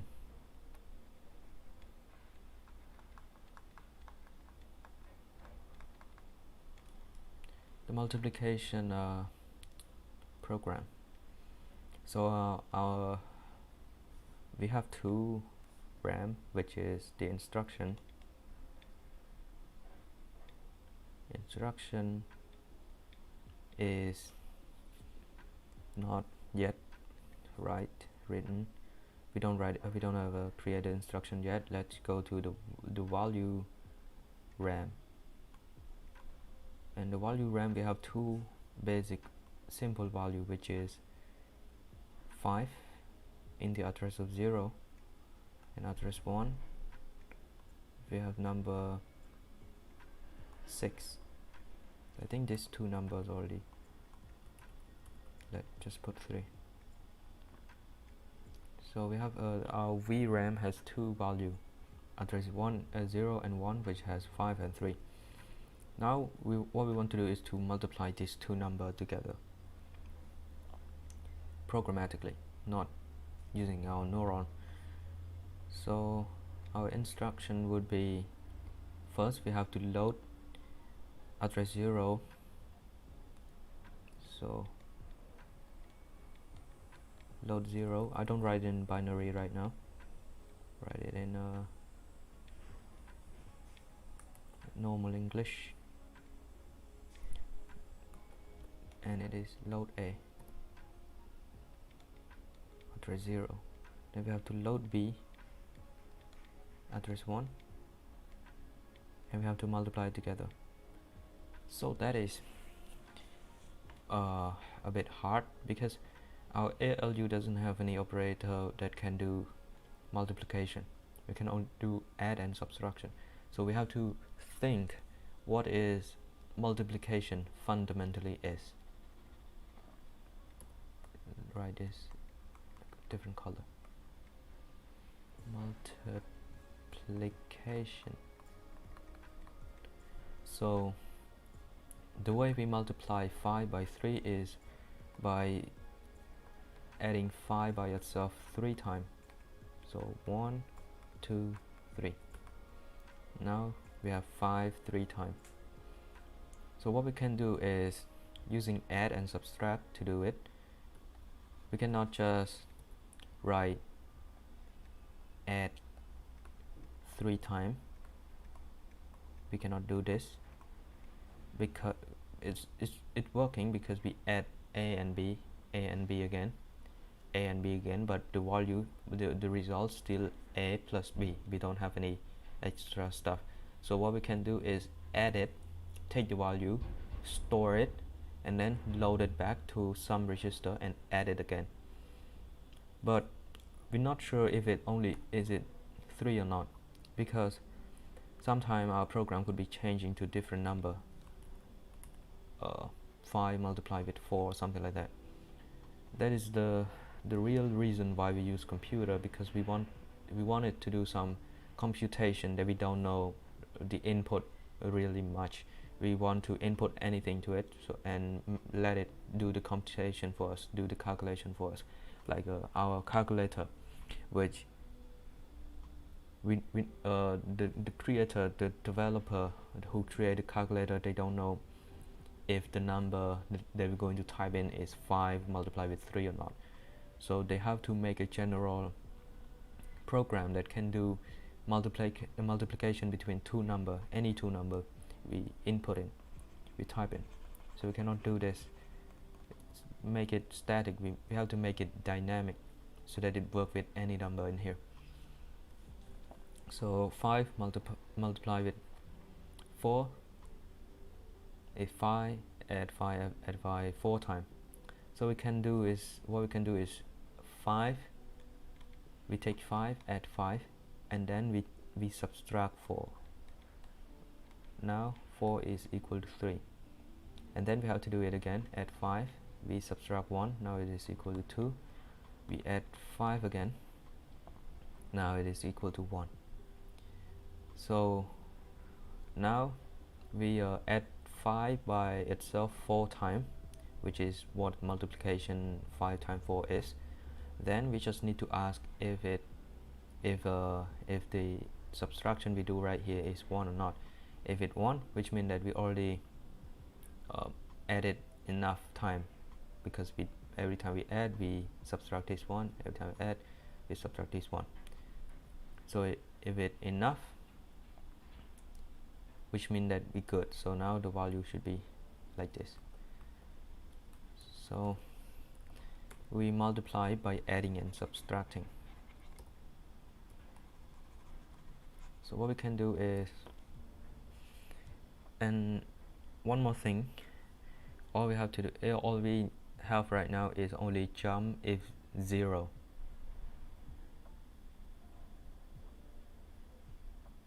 So while I'm subtracting, you can see we end up in 1. We don't have a 0. So we need to do something that make it 0. Oh damn, that is a lot. We may need some other component that can do decrement on some of this register. So let's try to do it in software instead of the thing. What if I add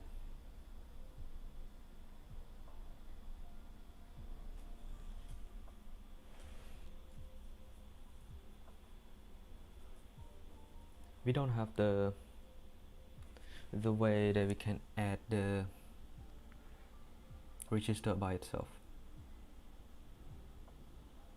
because right now if you want to add 5 by 5 you have to fill the register A and B number 5, and we don't have the register to store number 4, which is bad. But we can create additional register, right? Register D, like register D, something like that, to store value.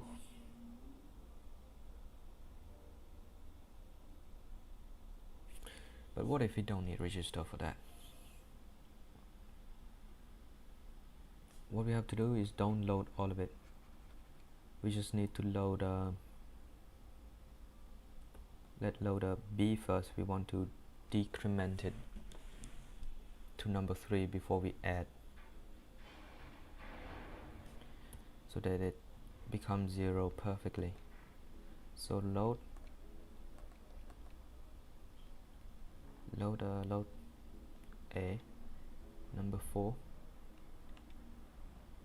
no, address 1, not number 4, and then we need number 1, where we could build which we could build our ALU to decrement by 1, or we load some random number in our VRAM. We create another one, which is 1. So we load 2,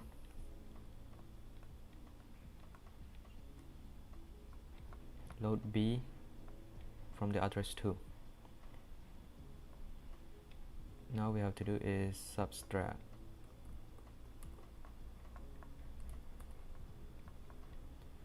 After we subtracting, we get the value of 3 for now, and we're not sure if it's 3 or not because the number could be different from 4. So after we subtract, we need to ask if it 0 or not.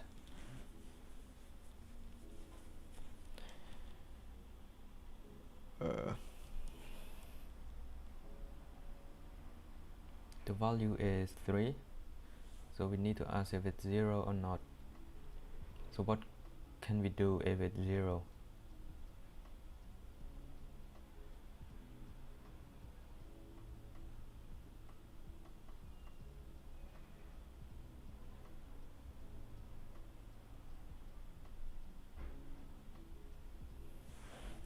We can ask if it's positive.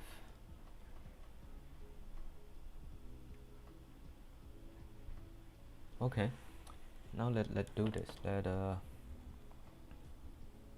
After we subtract, we're not asking yet.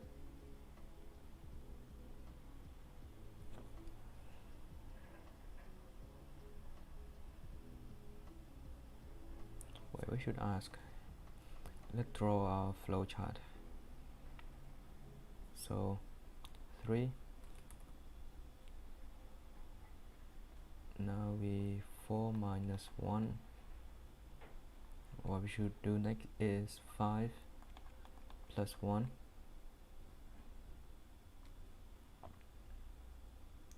4.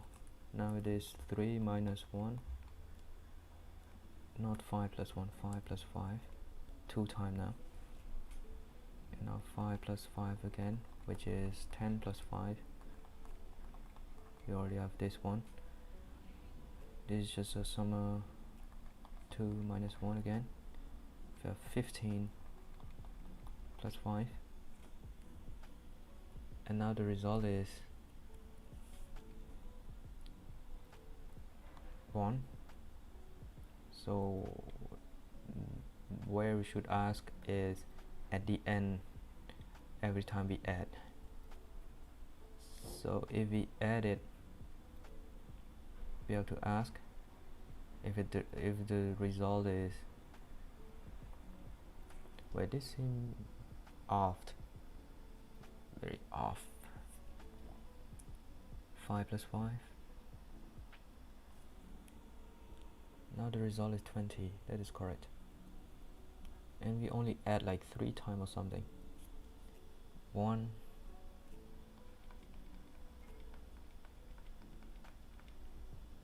Yeah, that's right. That is correct.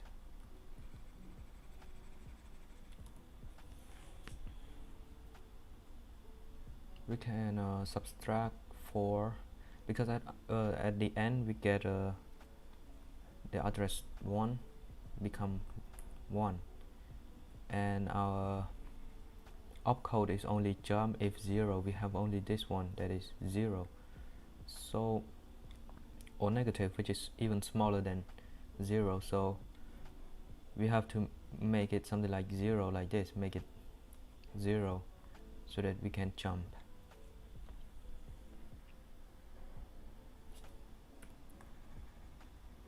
Wait, let's see, we minus it 1, we add it up, then if it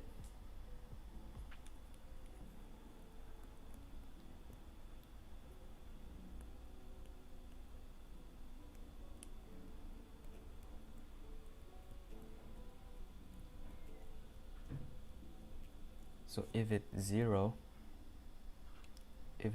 we jump, we don't do the loop again, because under here we have another jump which lead back to the top,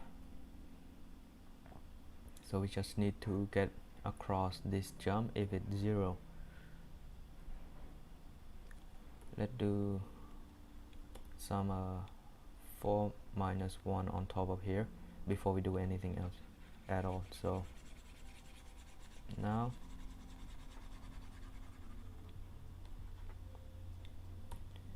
we subtract 4 minus 1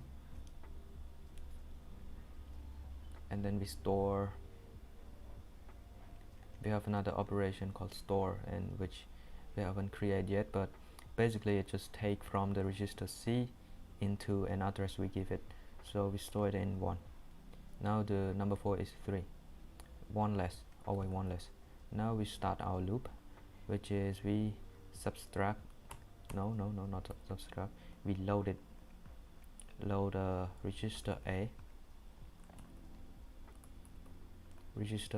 address of 1, and our register B already have a address of from the value of address 2. We don't need to load anything again. So after we load A, we have to subtract again. After we minus 1 from our 3, we have to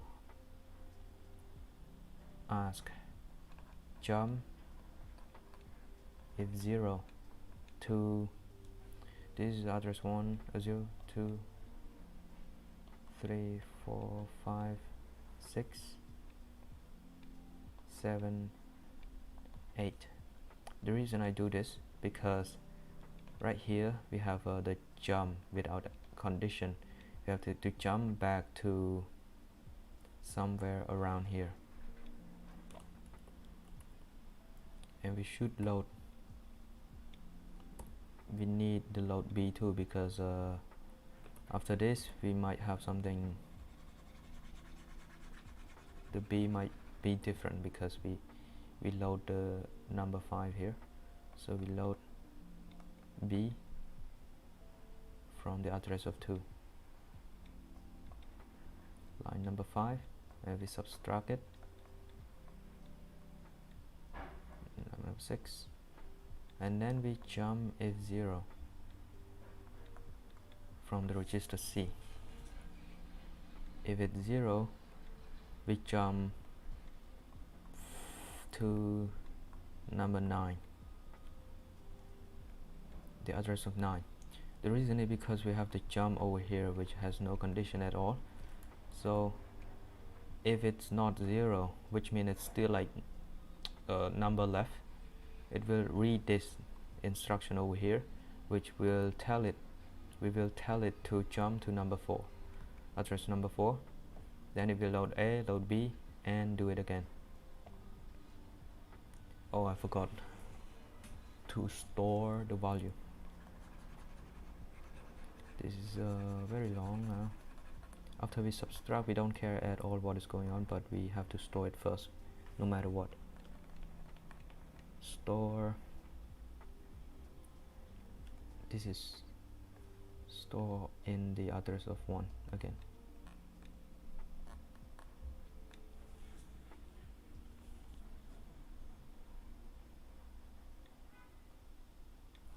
So basically it's just a duplicate of the top one, but we can use jump to make it jump back, but our jump if 0 will not work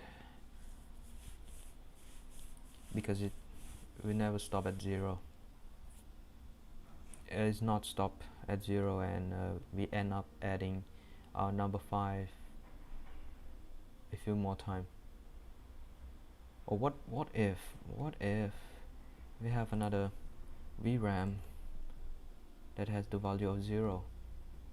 Yeah, so every time we add the first time we add 0 by 5, and then we add the address 3 by 5 again.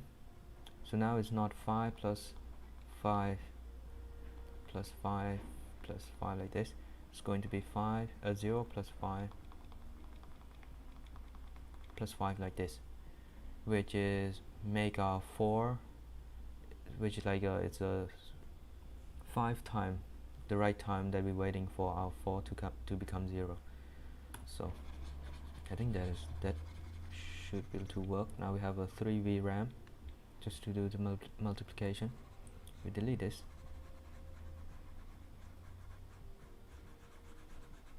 We don't need to subtract it at this one more time anymore. So what we got to do is to ask jump if 0 to the 5, because in the number 6, because number 5 we have to jump back, jump to number 0. We load A and B by these two addresses over here. So now we jump back, we load it, we subtract it, and I forgot to add number. Let's add B.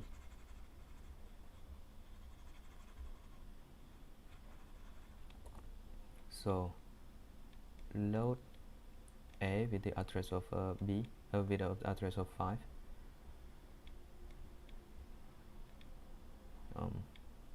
Load B with the address of 3, which is 0.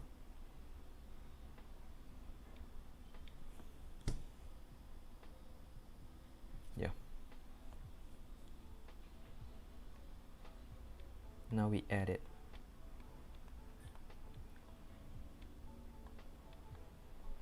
After we add, we store it inside of address 3, because next time now it is 5, and then we add one more time, it is 10, and basically the result is in address 3. And then after we store, we have to use the jump. Jump is 0 to the address of 9, 10,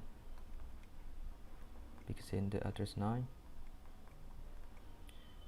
we have to jump with no condition to the address of 0, which is a big jump. And in the address 10 we have our result. We don't need to do anything, so we have the halt operation. I don't know, is it spelled like that? So the halt opcode is basically tell the computer to stop doing anything because it's already done. Or we can create another operation to print the number out, but we need a display, we need an interface to read the value. It doesn't matter. We can enable the RAM on the bus, and we can connect LED to the bus to get the value. Bus. I don't know how to pronounce it properly. So now let's try running our program in our head. So let's say it's only 3, only 2. I don't want to do. Let's do 3. So first we load. This is A, this is B, and this is C. So we load A with the address 1, 3. We load B with the address 2, which is 1. We subtract it. Now it is 2, and we store it into 1, 2. Now we load A again, we address 0, 5, and we load B, address 3, 0, add it together, 5, and then we store it in 3. The result is 5 in 3. And I forgot another step. Now we store it in 3, but we jump F0, but jump F0 only ask from the register C. So what we can do is to create an operator to like a load C, but right now we don't have the load C, so we can load A and load B with nothing and then add it up and then ask it, which is additional stuff. Oh my god. Let's stop the stream from here because it's 2 hours. How long? Yeah, it's been 2 hours and a half me sitting around trying to figure out how the computer would work from scratch. So let's save this before we stop. Sketch 2, let's call it. Now this big progress. We design this much of the thing, and the problem we still need to figure out is the control flow over here. We still like do it, how do I call it, static, make it static. We have to preset it this way to tell which single one wire to fire it up to, like enable it. But next time we can use the decoding like this because it's very useful. Only 4-bit, we can have like 16-bit output, so we can do the same to this thing, store it in a different lookup table. It's like a bootloader, I think they call it bootloader.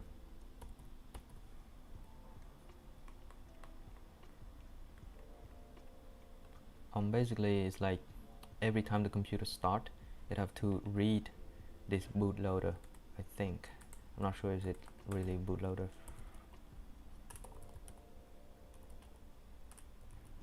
Which one? Bootloader. Load.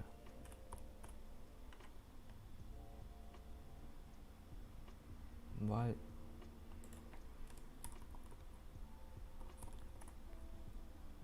Bootloader. Bootstrap loader is a computer program that is responsible for booting computer when the computer is turned off. It software including operating system. So basically it's like it at the start of the program. It's like our computer, when the computer start, it will read the bootloader. The bootloader also a program. So I think it's similar to this thing. We can write it in instead of an instruction.